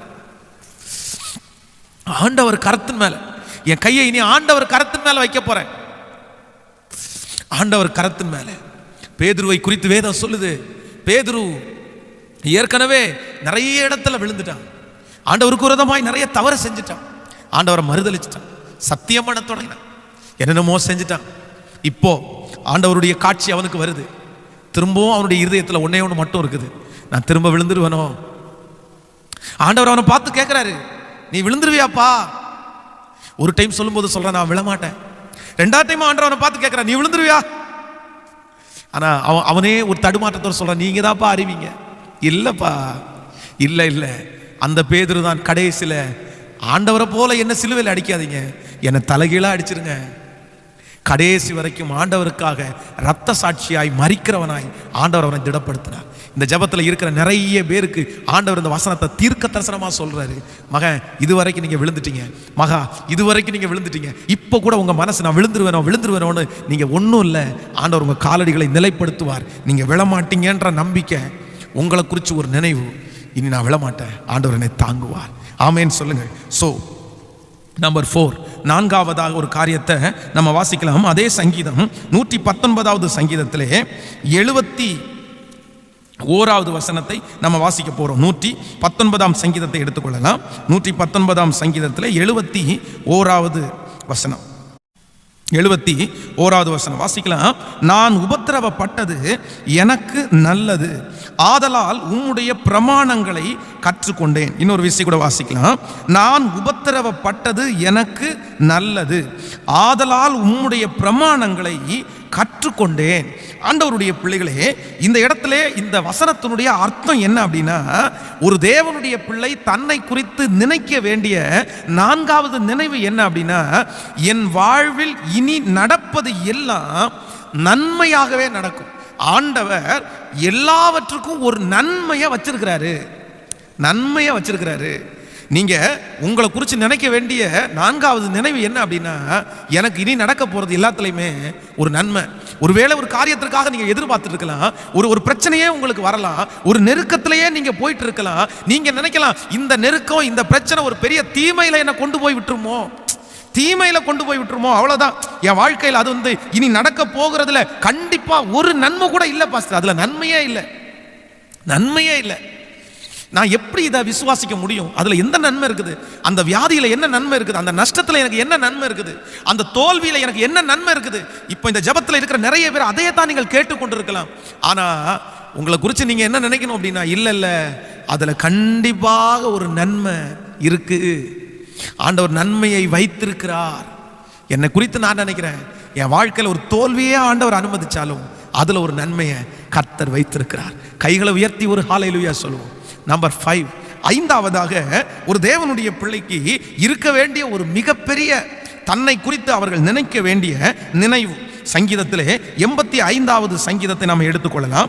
85வது சங்கீதத்திலே ஸ்தோத்திரம் 2வது வசனத்தை நம்ம வாசிக்க போகிறோம். 85வது சங்கீதம் 2வது வசனத்தை நம்ம வாசிக்க போகிறோம். உமது ஜனத்தின் அக்கிரமத்தை மன்னித்து அவர்கள் பாவத்தை எல்லாம் மூடினீர். இன்னொரு விசை கூட வாசிக்கலாம். உமது ஜனத்தின் அக்கிரமத்தை மன்னித்து அவர்கள் பாவத்தை எல்லாம் மூடினீர். 1வது வசனம், கர்த்தாவே உமது தேசத்தின் மேல் பிரியம் வைத்து யாக்கோவின் சிறையிருப்பை திருப்பினீர். உமது ஜனத்தின் அக்கிரமத்தை எல்லாம் மன்னித்து அவர்கள் பாவத்தை எல்லாம் மூடினீர். ஒரு தேவனுடைய பிள்ளை தன்னை குறித்து நினைக்க வேண்டிய 5வது நினைவு வேதம் இந்த இடத்துல சொல்லுது. தீர்க்க தரிசனமான வார்த்தை இங்கே வெளிப்படுகிறது. உமது ஜனத்தின் பாவத்தை எல்லாம் நீர் மன்னித்தீர். இன்னைக்கு அநேகருடைய வாழ்க்கையிலே இருக்கிற தங்களை குறித்து அவங்க இவ்வளோ பெரிய கடனில் சிக்கும் போது, இதுல இருந்து வெளியே வர முடியாத போது நிறைய பேர் என்ன நினைக்கிறாங்கன்னா, ஐயோ நான் பாவம் செஞ்சேன், ஆண்டவர் இந்த பாவத்தை எல்லாம் மன்னிப்பாரா, மன்னிச்சிருப்பாரா? எப்படி மன்னிச்சிருப்பாரு? மன்னிக்கக்கூடிய வாய்ப்பே இல்லை. மன்னிக்காதனால தான் நான் இவ்வளோ கஷ்டப்படுறேன், மன்னிக்காதனால தான் இந்த காரியம் எல்லாம் எனக்கு தோல்வி ஆயிடுச்சு. அப்போ நிறைய பேருக்குள்ள சத்ரு குற்ற மனசாட்சியை உள்ளுக்குள்ள வச்சிருக்கிறான். நான் சொல்றேன், இந்த குற்ற மனசாட்சி உங்களுக்குள்ளே இருக்குமானால் நிச்சயமா உங்களால நிறைய நேரம் ஜெபிக்க கூட முடியாது, வேதத்தை வாசிக்க முடியாது, வாக்கு தத்தத்தை விசுவாசிக்கவே முடியாது. குற்ற மனசாட்சியை கொடுக்கிறவன் சத்துரு. குற்ற உணர்வு, ஒருவேளை நீங்கள் தவறு செய்யும் போது உங்களுக்குள்ளே இருக்கிற ஆவியானவர் உங்களை தட்டி கொடுக்கிற, இந்த மாதிரி நீ மனம் திரும்பு, நீ இந்த பாவத்தை விட்டு வெளியே வந்துரு, அந்த காரியத்தை பரிசுத்த ஆவியானவர் நமக்குள்ள சொல்லிட்டே இருப்பாரு. ஆனா சில நேரத்தில் ஜெபம் பண்ண உட்காரும் போது நிறைய பேருக்கு, நீ என்ன ரொம்ப யோக்கியமா, நீ என்ன ரொம்ப நல்லவனா, இன்னைக்கு இந்த செய்தியை கேட்டவனா நல்லவன் ஆயிருவியா, உன் பாவங்கள் மன்னிக்கப்பட்டுருமா, உன் பாவம் 10 ஜென்மம் எடுத்தாலும் மன்னிக்கப்படாது, 10 வருஷமானாலும் உன் பாவம் மன்னிக்கப்படாது, உன் பாவம் ரொம்ப பெருசு, உன் பாவத்தை சத்துரு உங்க கண்ணுக்கு முன்னாடி உங்க பாவத்தை கொண்டு வந்து நிறுத்தும் போது உங்களை குறித்து நீங்க நினைக்க வேண்டிய மிகப்பெரிய நினைவு என்னன்னா, ஆண்டவர் என் பாவத்தை மன்னித்தார், என் தேவன் என் பாவத்தை மன்னித்தார், நான் செஞ்ச தப்பெல்லாம் ஆண்டவர் மன்னிச்சிட்டார். நீங்க எப்ப ஆண்டவருடைய சமூகத்துல மனம் திருந்தி போய் உங்க பாவங்களை அறிக்கை செய்து ஆண்டவரே என்னை மன்னிச்சிருங்க ஆண்டவரேன்னு சொல்லுறீங்களோ, அப்பவே ஆண்டவர் என்ன பண்றாருன்னா மன்னிக்கிறார். நான் அடிக்கடி செய்தியில சொல்லியிருக்கிறேன், நம்முடைய ஆண்டவர் மன்னிக்கிறவர் மட்டுமல்ல, மறக்கிறவரும் கூட. இந்த உலகத்தில் இருக்கிற மனிதர்களுக்கும் ஆண்டவருக்கும் இருக்கிற ஒரு மிகப்பெரிய வித்தியாசம், இந்த உலகத்தில் இருக்கிற மனிதன் மன்னிப்பான் ஆனால் மறக்க மாட்டான். ஆனால் என் ஆண்டவர் அப்படி இல்லை, மன்னிக்கவும் செய்வார், மறக்கவும் செய்வார். அதற்காக தான் அந்த பாவத்தை கடலின் ஆழத்தில் போடுறேன்றாரு, முதுகுக்கு பின்னாடி போடுறேன்றாரு. உங்கள் பாவத்தை நீங்கள் கூட திரும்பி பார்க்கக்கூடாதுன்னு ஆண்டவர் நினைச்சதுனால தான் உங்கள் பாவத்தை நீங்கள் அறிக்கை செய்த உடனே எங்கே போடுறாரு தெரியுமா? கடலின் ஆழத்தில். நீங்கள் அறிக்கை செஞ்ச உடனே எங்கே போடுறாரு தெரியுமா? முதுகுக்கு பின்னாடி. ஆண்டவர் முதுகுக்கு பின்னாடி போட்டதை, ஆண்டவர் கடலின் ஆழத்தில் போட்டதை திரும்ப திரும்ப சத்ரு ஞாபகப்படுத்தும் போது, ஐயோ நான் பாவி, ஐயோ நான் பாவி, நான் கர்த்தரை நான் மன்னிக்க மாட்டாரு, அதனால தான் இவ்வளோ பெரிய பிரச்சனைன்னு ஆண்டவருடைய பிள்ளைகள் நினைக்கவே வேண்டாம். உங்கள் வாழ்க்கையில் வருகிற எல்லா சோதனைக்கும் காரணம் உங்களுடைய பாவம். நீங்கள் மன்னிக்கப்படாதுன்னு நினைக்காதீங்க. ஆனால் மன்னிக்கப்படாத பாவங்கள் இருக்குமே, ஆனால் நீங்கள் ஏசப்பா சமூகத்தில் கெஞ்சி, சில பாவங்கள் ஒரு மன்னிப்பில் முடிஞ்சிடும், சில பாவங்கள் ஒரு வார ஜெபத்தில் முடிஞ்சிடும். ஆனால் சில பாவங்கள் மன்னிக்கப்படுவதற்கு நீங்கள் ரொம்ப இரக்கத்தை சம்பாதிக்க வேண்டியது இருக்கும், நீங்கள் நிறைய ஜெபிக்க வேண்டியது இருக்கும். ஆனால் ஒன்று, இரக்கம் கிடைக்காத பாவம் என்று எதுவுமே இல்லைன்றதை நீங்கள் மறந்துடாதீங்க. எல்லா பாவத்திற்கும் மன்னிப்பு கிடைக்கும். ஏனென்றால் நம்முடைய தேவனாகிய கர்த்தருடைய ரத்தம் சகல பாவங்களையும் நீக்கி நம்மை சுத்திகரிக்கும். சகல பாவம், அது எவ்வளோ பெரிய பாவமாக இருந்தாலும் மன்னிப்பு கிடைக்குமானா, நீங்கள் ஆண்டவருடைய சமூகத்தில் போய் கெஞ்சி மன்னிப்பு கேட்கும்போது மன்னிப்பு கிடைச்சிடும். இன்னைக்கு நிறைய பேர் குற்ற மனசாட்சியில் இந்த ஜெபத்தில் கலந்து கொண்டு இருக்கலாம். பாஸ்டர், எனக்கு வந்த சோதனைக்கு நான் தான் காரணம், ஆண்டவர் இன்னும் என்னை மன்னிக்கலை, அதனால தான் எனக்கு இது வாய்க்கலை, அதனால தான் எனக்கு இது வாய்க்கலை. இல்லை இல்லை, இன்னும் கொஞ்சம் ஜெபம் பண்ணுங்க, இன்னும் கொஞ்சம் ஞானமாக இருங்க, அது வாய்க்கும். ஆண்டவர் மன்னிச்சிட்டார். எப்பவுமே எனக்குள்ள ஆண்டவர் என்ன மன்னிச்சிட்டார். இளைய குமாரன் தன்னுடைய தகப்பனாரிடத்திற்கு போய், பரத்திற்கு விரோதமாகவும் உமக்கு விரோதமாகவும் நான் பாவம் செய்தேன், இனி உம்முடைய பிள்ளை எனப்படுவதற்கு தகுதி இல்லைன்னு சொன்ன உடனே அவங்க அப்பா, அவனுக்கு வஸ்திரத்தை மாத்துங்கப்பா, பாதரட்சியை கொடுங்கப்பா, அவனுக்காக கொளுத்த கன்றை அடிங்க. அவர் அந்த பாவத்தை கொடுத்து கூட அவனிடத்துல கேட்கறதுக்கு விரும்பலை, மன்னிச்சிட்டார். இன்றைக்கும் இந்த ஜெபத்தில் இருக்கிற நிறைய பேருக்கு ஒரு உணர்வு வேணும், உங்களை குறித்து ஒரு பெரிய நல்ல எண்ணம் வேணும். என் பாவத்தை ஆண்டவர் சொல்லுங்களேன், கையை மேலே உயர்த்தி, என் பாவத்தை மன்னிச்சதற்காக உமக்கு நன்றி சொல்லுங்க ஆண்டவருடைய சமூகத்தில். அப்பா, என் பாவத்தை மன்னிச்சதற்காக முழு பலத்தோட. சிஸ்டர், உங்க மனசுல அடிக்கடி உறுத்தி கொண்டிருக்கிற அந்த பாவத்தை ஆண்டவர் மன்னிச்சிட்டாரு. பிரதர், உங்க மனசுல உறுத்தி கொண்டிருக்கிற அந்த பாவத்தை மன்னிச்சிட்டாரு. ஆண்டவர் மன்னிச்சதை ஏன் திரும்ப திரும்ப நீங்க நினைக்கிறீங்க? ஏன் திரும்ப திரும்ப நீங்க நினைக்கிறீங்க? எனக்கு நஷ்டமாறதுக்கு காரணமே இதான், நஷ்டமாறதுக்கு காரணமே இதான். இனி அந்த எண்ணத்தோட இருக்க வேண்டாம். கர்த்தர் மன்னித்தார். ஹல்லேலூயா. நம்பர் 6, ஆறாவதாக ஒரு தேவனுடைய பிள்ளை தன்னை குறித்து நினைக்க வேண்டிய மிகப்பெரிய நினைவு எடுத்துக்கொள்ளலாம். ஆதியாகமத்தில் ஒரு வசனத்தை எடுத்துக்கொள்ளலாம். ஆதியாகமம் 41ஆம் அதிகாரத்தை எடுத்துக்கொள்வோம். ஆதியாகமம் 41ஆம் அதிகாரம் 16வது வசனத்தை நம்ம வாசிக்க போகிறோம். 16வது வசனத்தை வாசிக்கலாமா? அப்பொழுது யோசேப்பு பார்வோனுக்கு பிரதி உத்தரமாக, நான் அல்ல, தேவனே பார்வோனுக்கு மங்களகரமான உத்தரவு அருளி செய்வார் என்றான். இன்னொரு விஷயம் வாசிக்கலாம், 15-16 வாசிக்கலாம். பார்வோன் யோசேப்பை நோக்கி, ஒரு சொப்பனம் கண்டேன், அதன் அர்த்தத்தை சொல்ல ஒருவனும் இல்லை. நீ ஒரு சொப்பனத்தை கேட்டால் அதன் அர்த்தத்தை சொல்லுவாய் என்று உன்னை குறித்து நான் கேள்விப்பட்டேன் என்றான்.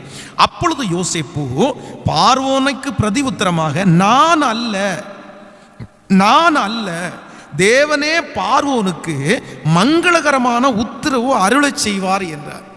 நன்றாய் கவனிங்கள் ஆண்டவருடைய பிள்ளைகளே, இந்த இடத்திலே யோசேப்பு பார்வோனுக்கு முன்பாக நின்று கொண்டிருக்கிறான். அப்போ பார்வோனுக்கு முன்பாக அவன் நிற்கும் போது யோசேப்பை குறித்து பார்வோனுக்கு அனுப்பப்பட்ட செய்தி, சொல்லப்பட்ட செய்தி, நீங்க என்ன சொப்பனத்தை பார்த்தாலும் அழகா நேர்த்தியா விளக்கம் கொடுக்கிறவனுடைய பேர் தான் யோசேப்பு. இப்போ உங்களுக்கு முன்னாடி யோசேப்புன்னு ஒருத்தரை கொண்டு வந்து நிறுத்துறோம். அவன் யார் அப்படின்னா, நீங்க என்ன சொப்பனத்தை சொன்னாலும் அவன் விளக்கம் கொடுத்துருவான். அப்போ பார்வோன் அவனிடத்துல வந்து சொல்றேன், எப்பா இந்த மாதிரி ஒன்றை குறித்து நான் கேள்விப்பட்டேன், நீ சொப்பனத்திற்கு நல்லா விளக்கம் சொல்லுவியாமே அப்படின்னு சொன்ன அடுத்த நிமிஷத்துல இதற்கு முன்பாக யோசேப்புக்கு சொப்பனத்துக்கு அர்த்தம் சொல்லி நிறைய பழக்கம் இருக்குது. தன்னுடைய சகோதரத்தில் இருக்கும் போதே சொப்பனத்தை பார்த்து விளக்கத்தை சொன்னவன், இன்னும் சிறைச்சாலையிலே சொப்பனத்தை பார்த்து விளக்கத்தை சொன்னவன், அவன் சொன்னது மாதிரியே அது நடந்துருச்சு. ஆயக்காரனும் சுயம்பாய்களின் தலைவனும் பானபாத்திரக்காரன் இவங்களை குறித்து அவன் சொன்ன அந்த சொப்பனம் அப்படியே நிறைவேறிடுச்சு. சொப்பனம் சொல்றது இவனுக்கு அர்த்தம் சொல்றது இவனுக்கு புதுசெல்லாம் இல்லை. ஆனா அந்த ராஜா தன்னை குறித்து நீ சொப்பனத்துக்கு விளக்கம் சொல்லுவேன்னு சொன்ன உடனே ராஜாவை பார்த்து சொல்றேன், நான் அல்ல, தேவனே பார்வோனுக்கு மங்களகரமான உத்தரவு அருளச் செய்தார். இது மிக முக்கியமான ஒரு பாயிண்ட். உங்களை குறித்து நீங்க நினைக்கக்கூடிய மிகப்பெரிய நினைவு என்ன அப்படின்னா, நான் ஒன்றும் இல்லைன்ற ஒரு நினைப்பு உங்களுக்குள்ள சாகிற வரைக்கும் இருக்கணும். அதான் தன்னை தாழ்த்துகிற எவனும் உயர்த்தப்படுவான், தன்னை உயர்த்துகிற எவனும் தாழ்த்தப்படுவான். இந்த யோசேப்பு எவ்வளவு உயர்த்தப்பட்டாலும் அவனுக்குள்ள இருந்த ஒரு மிகப்பெரிய எண்ணம் என்ன அப்படின்னா, நான் ஒன்றும் இல்லை,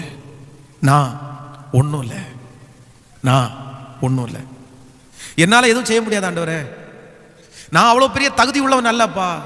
சிலர் இன்னைக்கு கடன் பிரச்சனைக்குள்ள விழுந்ததுக்கு மிகப்பெரிய காரணம் என்ன அப்படின்னா, ஒன்றில் அவங்க வெற்றி அடைஞ்ச உடனே இன்னொன்னுல வெற்றி அடைஞ்ச உடனே அவங்களுக்கு என்ன வந்துடுது அப்படின்னா, ஒரு கான்ஃபிடென்ட் வந்துடுது, என்னால் முடியும்.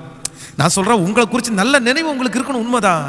அதே நேரத்தில் நான் ஒன்றும் இல்லைன்ற தாழ்மை, அதான் ஒரு ஆண்டவருடைய பிள்ளைக்கு தாழ்மை இருக்கணும். தாழ்வு மனப்பான்மை இருக்க வேண்டாம், தாழ்வு மனப்பான்மை உங்களுக்கு வேண்டாம், ஆனால் தாழ்மையாக இருக்கணும். எவ்வளோ பெரிய இடத்துல போய் நின்னாலும் ஆண்டவரை மகிமைப்படுத்துறது, ஆண்டவரை உயர்த்துறதை நீங்க விட்டுறவே கூடாது. நீங்க நஷ்டப்பட்டதற்கு காரணம், இன்னைக்கு நிறைய பேர் கடன்காரங்களாய் மாற்றப்பட்டதற்கு காரணம் என்ன அப்படின்னா, நான் என்னால் செய்ய முடியும், நான் செய்வேன், நான் அப்படியெல்லாம் பண்ணுவேன், என்னால் முடிக்க முடியும். ஆண்டவருக்கு கனமே இல்லை, ஆண்டவருக்கு இடமே இல்லை. இவங்க சுய புத்தி, இவங்களுடைய சுய பலன், இவங்களுடைய அனுபவம், இவங்களுடைய நம்முடைய எல்லாத்தையுமே நம்ம யூஸ் பண்ண ஆரம்பிச்சிட்டோம். நான் வந்துடுவேன், எனக்கு அப்படி இருக்குது, இப்படி இருக்குது, எனக்கு பணம் இருக்குது, அந்த பணம் இருக்குது, எனக்கு இந்த சம்பளம் இருக்குது, அந்த சம்பளம் இருக்குது, இங்கேருந்து இவ்வளோ வருமானம் வருது, அங்கேருந்து அவ்வளோ வருமானம் வருது, நான் இதை தூக்கி இங்கே போட்டேன்னா, அதை தூக்கி அங்கே போட்டேன்னா, இப்படி காலையிலேருந்து 5 மணிலேருந்து இந்த வேலை செஞ்சுட்டேன்னா, 5 மணிலேருந்து 6 மணி வரைக்கும் இந்த வேலை செஞ்சுட்டேன்னா, இவங்களே ஒரு பெரிய பிளானை போட்டு தான் மேலே நம்பிக்கை வச்சு தன்னை ஒரு பெரிய விஷயமா கொண்டு வந்து அந்த கடனெல்லாம் வாங்குறதுனால நிறைய பேர் சிக்கல்ல மாட்டியிருக்கிறாங்க. ஸோ உங்களை குறித்து எப்பவுமே ஒரு நினைப்பு உங்களுக்கு வேணும், நான் ஒன்றும்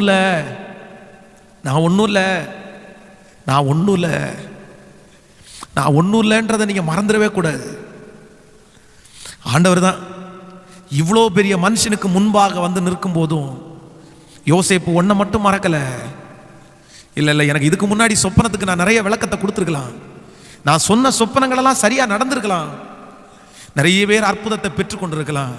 ஆனால் நான் சொப்பனத்துக்கு விளக்க சொல்ல முடியாது. கர்த்தர் என்னோடு இருப்பாரே, ஆனால் நான் அல்ல, அவரே, நான் அல்ல, கையை மேல உயர்த்தி சொல்லுங்க, சிஸ்டர், பிரதர், தப்புதான்ப்பா. என்னை குறித்து எனக்கு நிறைய நினைப்பு இருந்துச்சு.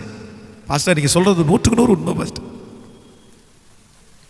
நான் இன்னைக்கு இவ்வளோ பெரிய கடன்காரனா மாற்றப்படுறதுக்கு வேற எதுவுமே காரணம் இல்லை. என் ஹெட் வெயிட் தான் பாஸ்டர். என் ஹெட் வெயிட் தான் பாஸ்டர். என் ஹெட் வெயிட் தான் பாஸ்டர். என்னுடைய பெருமை தான் பாஸ்டர் காரணம். என்னுடைய கெத்து தான் பாஸ்டர் காரணம். நான் என்ன ரொம்ப பெருசா நினைச்சிட்டேன். நான் ரொம்ப பெருசா நினைச்சிட்டேன். இல்ல இல்ல இல்ல,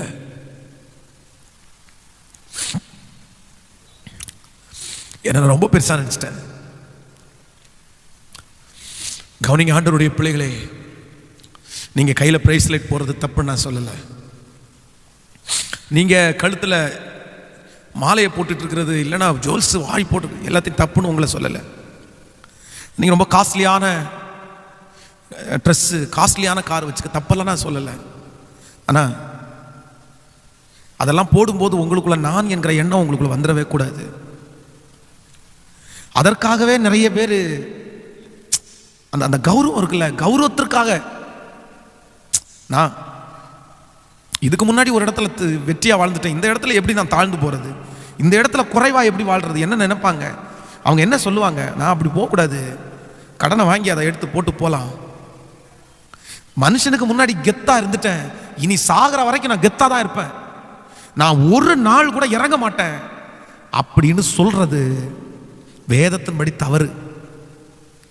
அதான் ஒரு நாள்ல ஆண்டவர் உயர்த்துவார். ஒரு நாள்ல அப்போஸ்தலனாகிய பவுல தேவர்கள் அப்படின்னு சொல்லுவாங்க. நல்லா கவனிங்க, ஒரு நாள்ல அப்போஸ்தலனாகிய பவுல தேவர்கள் அப்படின்னு சொன்னாங்க. ஆனா இன்னொரு நாள் அப்போஸ்தலனாகிய பவுல் சொல்லும்போது சொல்றான், துடைத்து போடுகிற அழுக்கை போலானே. ரெண்டையும் கர்த்தர் தான் வச்சாரு, ரெண்டையும் கர்த்தர் தான் வச்சாரு.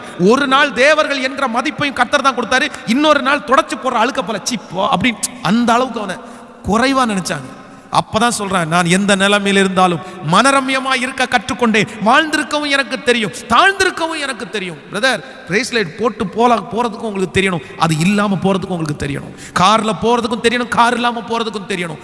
எந்த நிலைமையிலையும் ஆண்டவருடைய பிள்ளைங்க, நான் இவ்வளோ பெரிய ஆளா வந்துட்டேன், இனி நான் கீழே போக மாட்டேன். No no no no no, நான் ஒன்றும் இல்லையா, நான் ஒன்றும் இல்லையா, நான் ஒன்றும் இல்லைன்ற நினைப்பு உங்களுக்குள்ளே இருக்குமே ஆனால் நிச்சயமா சொல்றேன், நீங்க வெகு சீக்கிரத்திலிருந்து கடலிருந்து வெளியே வந்துருவீங்க.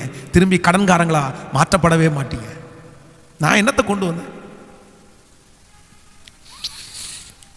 நான் ஒன்றும் இல்லை, நான் என்னத்தை கொண்டு வந்தேன். ஹல்லேலூயா, கைகளை உயர்த்தி ஒரு ஹல்லேலூயா சொல்லுவோம். ஸோ நம்பர் 7, நீங்கள் அதை கவனமாக கேளுங்க, உங்களுக்கு ரொம்ப யூஸ்ஃபுல்லாக இருக்குன்றதுக்காக தான் நான் சொல்லிக்கொண்டே இருக்கிறேன். நம்பர் 7, 7ஆவதாக ஒரு தேவனுடைய பிள்ளை தன்னை குறித்து நினைக்க வேண்டிய மிகப்பெரிய நினைவு. வாசிக்கலாம். சங்கீதத்தில் நம்ம ஒரு வசனத்தை எடுப்போம். சங்கீதம் 118வது சங்கீதத்தை எடுத்துக்கொள்ளலாம். 118வது சங்கீதத்தில், ஸ்தோத்திரம், 118வது சங்கீதத்தில் 6வது வசனத்தை நம்ம வாசிக்க போறோம். 118வது சங்கீதம், ஸ்தோத்திரம், 6வது வசனம். கர்த்தர் என் பட்சத்தில் இருக்கிறார், நான் பயப்படேன், மனுஷன் எனக்கு என்ன செய்வான். இன்னொரு விஷயம் கூட வாசிக்கலாம். கர்த்தர் என் பட்சத்தில் இருக்கிறார், நான் பயப்படேன், மனுஷன் எனக்கு என்ன செய்வான். ஸோ ஆண்டவருடைய பிள்ளைகள் மிகவும் கவனமாக இந்த காரியத்தில் இருக்கணும். தேவனுடைய மனுஷன் இந்த இடத்துல சொல்லும்போது ரொம்ப அழகா சொல்கிறார், கர்த்தர் என் பட்சத்தில் இருக்கிறார், நான் பயப்பட மாட்டேன், மனுஷன் எனக்கு என்ன செய்வான். பொதுவாக உங்களுக்கு எல்லாருக்கும் தெரியும், வேதத்திலே சங்கீதக்காரனாகிய தாவீதுக்கு அநேக எதிராளிகள் இருந்தார்கள். சவுலுக்கு கூட அவ்வளோ எதிராளிகள் இல்லை, சாலோமனுக்கு கூட அவ்வளோ எதிராளிகள் இல்லை. ஆனால் யாருக்கு எதிராளிங்க அதிகமாக இருந்தாங்கன்னா தாவீதுக்கு அதிகமாகவே இருந்தாங்க.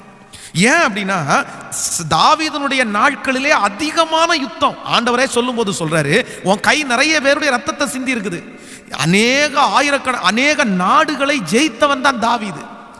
ஒரு நாட்டை ஜெயிச்சு அந்த நாட்டினுடைய ஜனங்கள் தங்களுக்கு கப்பம் கட்டின உடனே அந்த நாடு இவருக்கு எதிராக மாறுது, அந்த ராஜா இவருக்கு எதிராக மாறுறாங்க. இப்படி அநேகம் எதிராளிகள் இருக்கிற இந்த தேவ மனுஷனுடைய வாழ்க்கையில கர்த்தர் என் பட்சத்தில் இருக்கிறார், நான் பயப்படேன், மனுஷன் எனக்கு என்ன செய்வான். அப்படின்னா இந்த ஸ்டேட்மெண்ட்டினுடைய அர்த்தம் என்னன்னா, எனக்கு எதிராளிங்க யாருமே இல்லை, எனக்கு எதிராளிங்க யாருமே இல்லை. ஒருவேளை இந்த சத்தத்தை நீங்க குடும்பமாவோ இல்லை டீமாவோ உட்காந்து கேட்டீங்கன்னா பக்கத்தில் இருக்கிற கையை பிடிச்சி சொல்லுங்க, உங்களுக்கு எதிராளிங்க யாருமே இல்லை.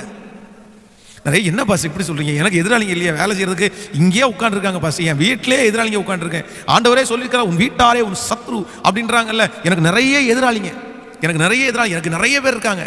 இந்த இடத்துல நீங்கள் தெரிந்து கொள்ள வேண்டிய விஷயம் என்ன அப்படின்னா, சில தேவனுடைய பிள்ளைங்க தங்களுடைய மனசுல எனக்கு நிறைய எதிராளி, பக்கத்து வீட்டுக்காரங்க எதிராளி, அவங்க எதிராளிங்க அப்படின்னு மனசுக்குள்ள வச்சுட்டு எதிராளிங்க இருக்கிற இடத்துல என்னால வாழ முடியாது, அவங்க செய்வன வச்சுட்டாங்களோ, அவங்க இப்படி பண்ணுவாங்களோ, அவங்க இப்படி எல்லாம் செய்வாங்களோன்னு நினைச்சு பயந்துட்டு இருக்கிறாங்க. ஆனா ஒன்று நினைத்துக் கொள்ளுங்கள், உங்களை சுற்றி 1000 எதிராளிகள் இருந்தாலும் ஆண்டவரை அனுமதி கொடுக்காம அந்த எதிராளி உன்னை தொடவே முடியாது பிள்ளையே. அதான் வேதவசனம் சொல்லும்போது சொல்லுது, தாவீது சொல்லும்போது ரொம்ப அழகா சொல்றான், மரணத்திற்கும் எனக்கும் ஒரு அடி தூரம். சவுல் ஈட்டியை எடுத்து எறிகிறான், பக்கத்துல நிக்கிறான், ஆனா அவன் மேல படல. ஏன் படல அப்படின்னா, உனக்கு விரோதமாய் உருவாக்கப்படும் ஆயுதம் வாய்க்காதே போகும். சோ என்ன பொறுத்த அளவுல உங்களுக்கு உங்களை சுற்றி எதிராளிகள் இருந்தாலும் அந்த எதிராளிகள் உங்களை ஒன்றும் செய்ய முடியாது. நிறைய பேர் இன்றைக்கு கடன்காரங்களாய் மாற்றப்பட்டுக்கிறதுக்கு காரணம் வேற எதுவுமே இல்லை. ஏதோ ஒரு நஷ்டம் வந்த உடனே, பாஸ்டர் எனக்கு ரொம்ப எதிராளி, எனக்கு முட்டை வச்சுட்டாங்க, எனக்கு எலுமிச்சம் பழத்தை வச்சுட்டாங்க, அவன் பார்க்குற பார்வையை சுட்டரிக்கிறது மாதிரி இருக்குது, அந்த மாதிரி அவன் நினைச்சு பார்த்துட்டு போகும்போது ஏதோ ஒரு தோல்வியை வந்த உடனே இவங்க என்ன பண்ணிடுறாங்கன்னா, அவனால தான் நான் சொல்றேன், அந்த கான்சென்ட்ரேஷனை விட்டுருங்க. ஆண்டவருடைய பிள்ளையே, பார்க்காதீங்க, எதிரியை பார்க்காதீங்க, எதிராளியை பார்க்காதீங்க. உங்க வேலையை நீங்க பாட்டுக்கு செஞ்சுட்டே இருங்க, நீங்க முயற்சி எடுங்க, நீங்க பண்ணுங்க. நீ கர்த்தர் உங்க கூட இருக்கிறார். அதான் என்ன பார்த்து நிறைய பேர் கேட்பாங்க, எப்படி நீங்க இப்படி செய்ய முடியும்? நம்ம ஊழியம் செய்யற இடம் ரொம்ப ஒரு மோசமான ஒரு ஏரியா, ரொம்ப கஷ்டமான, ரொம்ப எதிராளிகளும் பிரச்சனையும் நிறைந்த ஏரியா. இந்த இடத்துல எப்படி உங்களால சைன் பண்ண முடியுது? உங்களுக்கு விரோதமா நிறைய செய்வாங்களே அப்படின்னு நான் நினைக்கும் போது நான் சொல்றேன், உலகத்துல எத்தனையோ பெரிய பெரிய மால், எத்தனையோ பெரிய பெரிய கடைகள், இவங்களை நடத்துறவங்களுக்கெல்லாம் எத்தனை போட்டி, எத்தனை பொறாமை, எத்தனை காம்படிஷன் ஆட்கள் இருக்காங்க. ஆனா அவங்க இன்னும் நடத்திட்டு தானே இருக்கிறாங்க. ஒரு உலகத்துல இருக்கிற மனுஷனே தனக்கு அவ்வளோ பெரிய எதிராளி இருக்கும்போது, அவ்வளோ வெற்றி அடையும் போது, ஆண்டவருடைய பிள்ளையாய நான் எனக்கு எதிராளி இருந்தா என்ன பண்ணும்? இப்போ இந்த ஜபத்தில் இருக்கிற உங்களை பார்த்து கேட்கிறேன், ஆண்டவருடைய பிள்ளையே, நீங்க ஏன் எதிராளிக்கு நீங்க மதிப்பு கொடுக்குறீங்க? எதிராளிக்கு ஏன் வல்லமை கொடுக்குறீங்க? ஒரு சாதாரணமான ஒரு வடக்கடை இல்லை ஒரு பெட்டி கடையை வச்சுட்டு ஒரே பொறாமை, என்னால் இங்கே பிஸ்னஸே பண்ண முடியல, என்னால் ஒன்றுமே செய்ய முடியல, அவள் ஒரு பார்வை பார்த்துட்டா கடையில் இன்னைக்கு வியாபாரமே ஆகலை, அவள் அந்த பழியை கிராஸ் பண்ணா எனக்கு வியாபாரமே ஆகலைன்னு சொல்கிற நிறைய பேர் இருக்கிறாங்க. அப்போது நான் சொல்கிறேன், உங்களுக்கு ஒரு வடக்கடைக்கே ஒரு ஆள் அப்படி கிராஸ் பண்ணுறாங்கன்னா, ரோட்டில் இருக்கிற அவ்வளோ பெரிய மாலை கட்டி வச்சிருக்கிறான், அவனுக்கு எத்தனை எதிராளிங்க இருப்பாங்க? அப்படி அந்த மால் கட்டி வச்சிருக்கிற ஒரு நபர் தனக்கு ரோட்ல போறவங்க எல்லாம் இப்படி பண்றாங்க அப்படின்னு நினைச்சா அவங்களால அதை ரன் பண்ண முடியுமா?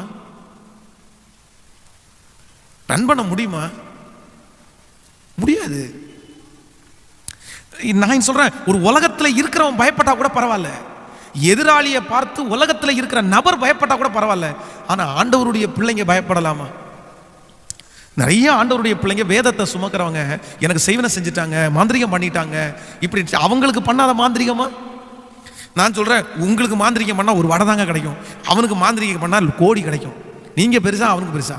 அங்கெல்லாம் விட்டுட்டு ஒரு வடை கிடைக்கியா மாந்திரிகம் பண்ண போறாங்க? நமக்கு மாந்திரிகம் வைக்கிறதுனால அவனுக்கு என்ன பிரயோஜனம்? இதெல்லாம் ஆண்டவருடைய பிள்ளைகள் நம்பவே வேணாம்.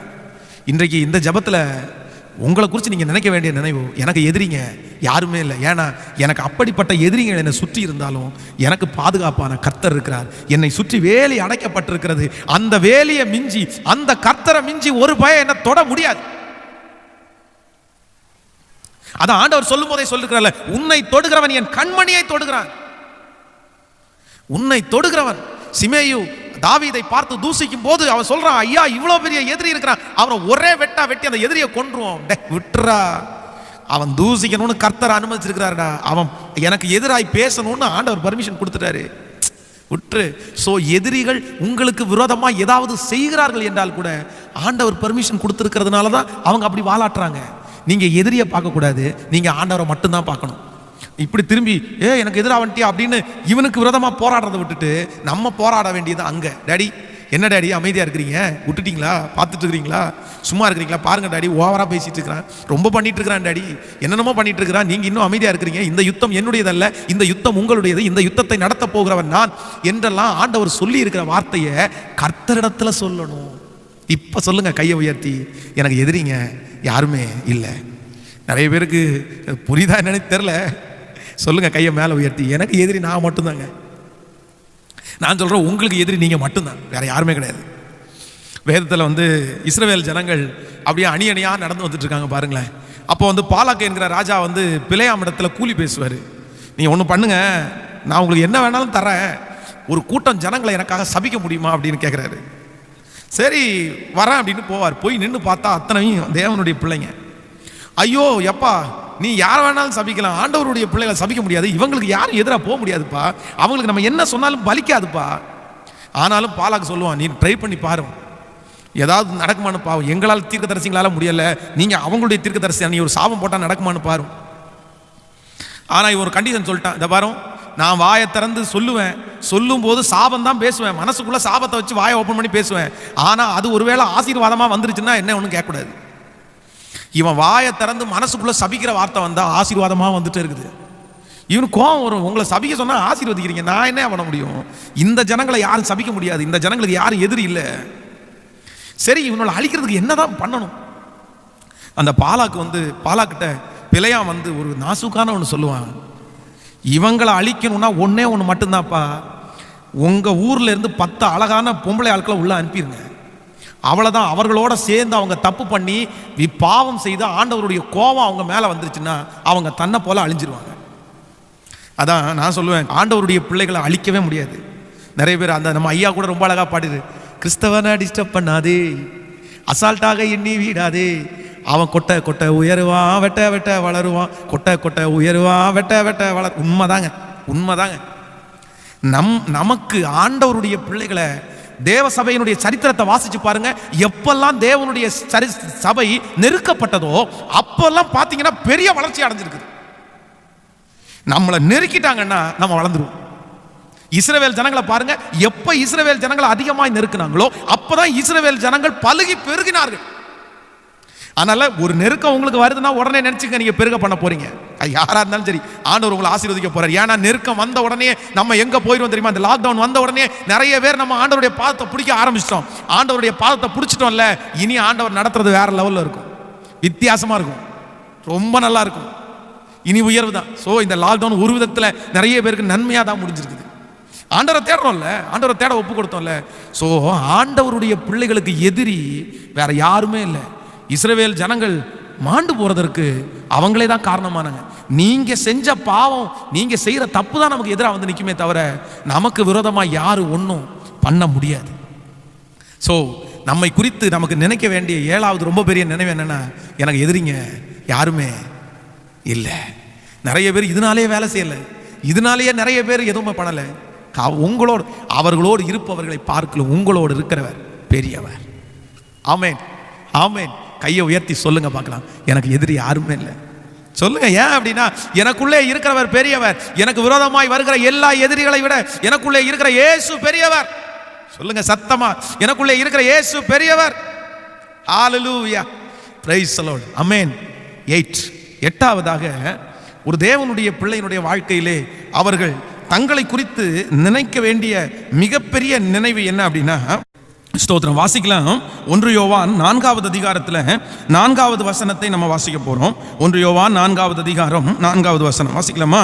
பிள்ளைகளே, நீங்கள் தேவனால் உண்டாயிருந்து அவர்களை ஜெயித்தீர்கள், ஏனெனில் உலகத்தில் இருக்கிறவனிலும் உங்களில் இருக்கிறவர் பெரியவர். இன்னொரு விஷயம் கூட வாசிக்கலாம். பிள்ளைகளே, நீங்கள் தேவனால் உண்டாயிருந்து அவைகளை ஜெயித்தீர்கள், ஏனெனில் உலகத்தில் இருக்கிறவனிலும் உங்களில் இருக்கிறவர் பெரியவர். ஸோ 8வதாக ஒரு தேவனுடைய பிள்ளையே, நீங்கள் உங்களை குறித்து நினைக்க வேண்டிய மிகப்பெரிய நினைவு என்ன அப்படின்னா, என்னை விட மிகப்பெரிய பிரச்சனை வந்தாலும் நான் அதை தாண்டுவேன். என்னை விட, என்னுடைய பலத்தை விட மிகப்பெரிய பிரச்சனை எனக்கு வரலாம். இன்றைக்கு இருக்கிற உங்களுடைய வாழ்க்கையிலே இன்னைக்கு நீங்கள் சந்திக்கிற பிரச்சனை உங்களை விட பெரிய பிரச்சனை. அதான் நான் சொல்றேன், உங்க வருமானத்தை விட, உங்க தொழிலை விட, உங்களுடைய சிந்தையை விட அது ஒரு மிகப்பெரிய பிரச்சனையா இருந்தாலும் மனசுக்குள்ள உங்களை குறித்து நீங்க நினைக்க வேண்டிய நினைவு, சின்ன பிரச்சனை வந்தா நான் ஜெயிச்சிருவேன், 5000 ரூபாய் கடன் நான் ஜெயிச்சிருவேன், 10000 ரூபாய் கடன் நான் ஜெயிச்சு, 10 லட்சம். இல்ல இல்ல இல்ல இல்ல, இந்த வசனத்துல நம்ம நேர்த்தியாய் வாசித்தோம். ஏனெனில் உலகத்தில் இருக்கிறவனிலும் உனக்குள்ளிருப்பவர் பெரியவர், உனக்குள்ளிருப்பவர் பெரியவர். சோ நம்பர் 8, 8ஆவதாக நம்ம நினைக்க வேண்டிய நினைவு, என்னை விட எவ்வளவு பெரிய பிரச்சனை வந்தாலும் நான் அதை ஜெயிச்சிருவேன். 9வது மிக முக்கியமானது வாசிக்கலாம். ஒரு வசனத்தில் பிரசங்கியின் புஸ்தகத்திலே 7ஆம் அதிகாரத்தை எடுத்துக்கொள்ளலாம். பிரசங்கி 7ஆம் அதிகாரம் 14வது வசனத்தை நம்ம வாசிக்க போகிறோம். பிரசங்கி 7ஆம் அதிகாரம் 14வது வசனம், வாழ்வு காலத்தில் நன்மையை அனுபவித்திரு, தாழ்வு காலத்தில் சிந்தனை செய், மனுஷன் தனக்கு பின் வருவதொன்றையும் கண்டுபிடியாதபடிக்கு தேவன் இவ்விரண்டையும் ஒன்றுக்கொன்று எதிரடையாக வைத்திருக்கிறார்.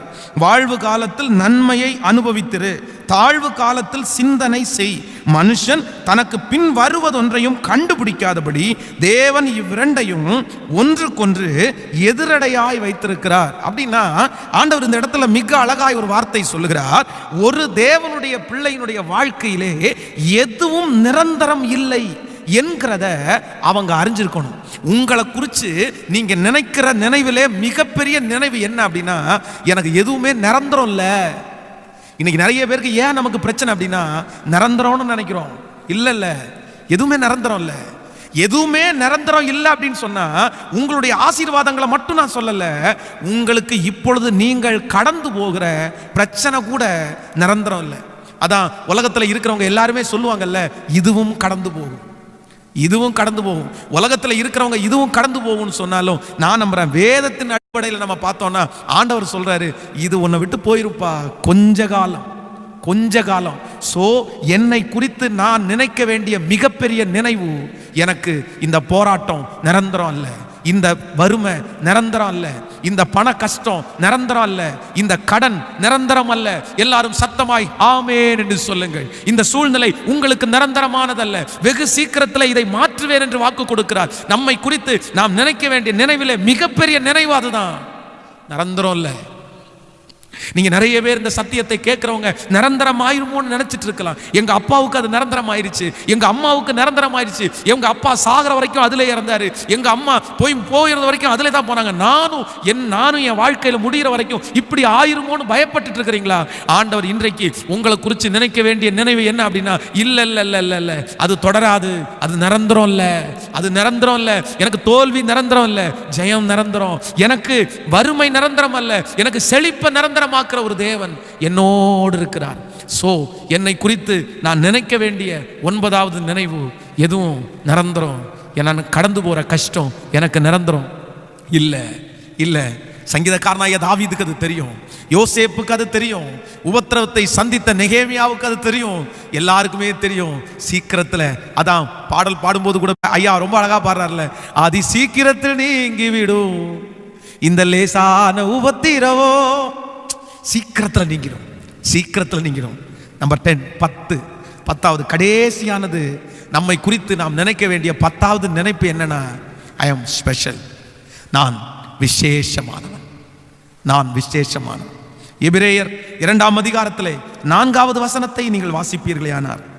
சோ எபிரேயருக்கு எழுதின நிருபம், எபிரேயர் 2ஆம் அதிகாரத்திலே 4வது வசனத்தை நாம் வாசிக்கும் போது, எபிரேயர் 2ஆம் அதிகாரம் 4வது வசனம், அடையாளங்களாலும் அற்புதங்களாலும் பலவிதமான பலத்த செய்கைகளாலும் நம்முடைய சிந்தனையின்படியே பகிர்ந்து கொடுத்த பரிசுத்த ஆவியின் வரங்களாலும் தேவன் தாமே சாட்சி கொடுத்தவர்களுமாகிய இவ்வளவு பெரிய ரட்சிப்பை குறித்து நாம் கவலையற்றிருப்போமேயானால் தண்டனைக்கு எப்படி தப்புவித்துக் கொள்ளுவோம்? இந்த உலகத்தில் இருக்கிற எல்லா பணக்காரர்களை விட, இந்த உலகத்தில் இருக்கிற எல்லா கோடீஸ்வரர்களை விட, இன்றைக்கு என் கூட ஜெபத்தில் இருக்கிற ஆண்டவருடைய பிள்ளைகளே, நீங்க ஸ்பெஷல். எல்லாரும் சொல்லுங்க, ஐ ஆம் ஸ்பெஷல், ஐ ஆம் ஸ்பெஷல். நீங்க விசேஷமானவர்கள். நிறைய பேருக்கு வருத்தமா இருக்கு, பாஸ்டர் சொல்லாதீங்க பாஸ்டர், அப்படி நான் ஸ்பெஷலே இல்லை பாஸ்டர், என் வீட்டில் நான் ஸ்பெஷல் இல்லை, என் வேலை ஸ்தலத்தில் நான் ஸ்பெஷல் இல்லை, நான் தான் எல்லார் இடத்துலையும் ஒதுக்கப்பட்டவன், என் குடும்பத்தில் ரட்சிக்கப்படாத எத்தனையோ பேர் இருக்கிறாங்க, அவங்களுக்கு முன்பாக நான் ஒதுக்கப்பட்ட பாத்திரம். நான் ஸ்பெஷல் இல்லை, நான் ஸ்பெஷல் இல்லை. இல்லை, உங்களை குறித்து உங்களுக்கு ஒரு நினைவு வேணும், நான் ஸ்பெஷல். ஏன் அப்படின்னா உலகத்தில் இருக்கிற நிறைய பேரிடத்துல பணம் இருக்குது, உலகத்தில் இருக்கிற நிறைய பேரிடத்துல பொருட்கள் இருக்குது, கார் இருக்குது, உங்கள் சொந்தக்காரங்க நிறைய பேரிடத்துல எத்தனையோ ஆசீர்வாதங்கள் இருக்கலாம். ஆனால் அவங்களிடத்துல எல்லாரிடத்துலையும் இல்லாத ஒன்று உங்கள்கிட்ட இருக்குது. அது என்ன தெரியுமா? ரட்சிப்பு. இதை விலை கொடுத்து வாங்க முடியாது, இது காசு கொடுத்து வாங்க முடியாது, இது இலவசமாக கிடைக்குது. ஆனால் இலவசமாக கிடைச்சாலும் எல்லாருக்கும் கிடைக்கிறது இல்லை. உங்கள் வம்சத்தில் உங்கள் குடும்பத்தில் எத்தனையோ 1000 பேர் இருந்த போதிலும் உங்களுக்கு மட்டும் இந்த ரட்சிப்பு கிடைச்சிருக்கு. நீங்கள் ஸ்பெஷல் இல்லையா? நீங்கள் ஸ்பெஷல் இல்லையா? உங்களுக்கு சுவிசேஷம் அறிவிக்கப்பட்டது போல உங்க குடும்பத்தில் இருக்கிற எத்தனையோ பேருக்கு சுவிசேஷம் அறிவிக்கப்பட்டது. சிஸ்டர், நீங்க வேலை செய்யற இடத்துல நிறைய பேர் ஸ்பெஷலா இருக்கலாம், ஆனா நீங்க உதறி தள்ளப்பட்டவங்களா இருக்கலாம். பிரதர், நீங்க வேலை செய்யற இடத்துல எத்தனையோ பேர் ஸ்பெஷல், ஆனா நீங்க சாதாரணமான ஒரு ஆளா இருக்கலாம். நான் சொல்றேன், அத்தனை பேரும் ஆயிரக்கணக்கான பேர் உங்களோட வேலை செய்யலாங்க, லட்சக்கணக்கான பேர் வேலை செய்யறாங்க. அங்க முதலாளி, பெரிய ஆளு, பெரிய சம்பளத்தை வாங்குறவங்க எல்லாரையும் இந்த உலகம் ஸ்பெஷல்னு ஒரு சிலரை பார்க்கும், ஆனா பரலோகம் பார்க்கும். ஆண்டவர் வானத்திலிருந்து பார்ப்பாரு. பார்க்கும்போது ஆயிரக்கணக்கான பேர் வேலை செஞ்சுட்டு இருக்கும்போது உங்களை மட்டும் கர்த்தருடைய கண்ணு ஸ்பெஷலா பார்க்கும். ஏன் அப்படின்னா ஆண்டவருடைய பிளட் உங்ககிட்ட இருக்குது. நீங்க ரட்சிக்கப்பட்ட நபர், நீ ஆண்டவருடைய பிள்ளை. நீ அநேகர் உங்களை துரத்தினாலும், அநேகர் உங்களை வேண்டாம் என்று உதறித்தனாலும் கர்த்தர் இன்னைக்கு இந்த காலை வேளையில சொல்றார், நீ ஸ்பெஷல் மகனே. உன் வேலை ஸ்தலத்தை உன்னை புறக்கணிக்கிறாங்க, உன் குடும்பத்தில் உன்னை புறக்கணிக்கிறாங்க. ஆகாது என்று தள்ளின கல் நீ, ஆகாது என்று தள்ளின கல் தலைக்கு மூளைக்கல் ஆனதற்கு காரணம் தேவன் உள்ள இருக்கிறார். எப்போ நீங்க மறந்துடக்கூடாது. பணம் கார் இருந்தா மட்டும்தான் நீ ஸ்பெஷல் இல்லை பிரதர். நிறைய பேர் அப்படி தான் நினைக்கிறேன், கார் இல்லாதனால நான் ஸ்பெஷல் இல்லை, எனக்கு வீடு இல்லாதனால நான் ஸ்பெஷல் இல்லை, எனக்கு பெரிய மாளிகை எல்லாம் இல்லை அதனால நான் special. No no no no, இல்லை இல்லை இல்லை, அதெல்லாம் பூமிக்குரியவைகள், போயிடும். நீங்க ஸ்பெஷல். ஏன் அப்படின்னா இந்த பூமியில இருக்கும்போதே ஆண்டவரோட நெருங்கிட்டீங்க, ஆண்டவரோட பழகிட்டீங்க. So special, special. 10வதாக எல்லாரும் கையை உயர்த்தி சொல்லுங்க, ஐ ஆம் ஸ்பெஷல். நான் விசேஷமானவன். உங்க குடும்பத்தில் நீங்க ஸ்பெஷலான ஆள். ஆண்டவர் தான் சொல்றாரு, மகளே, அதனாலதான் இந்த ஜெபத்தில் நீங்க உட்கார்ந்து இருக்கிறீங்க. ஹல்லேலூயா.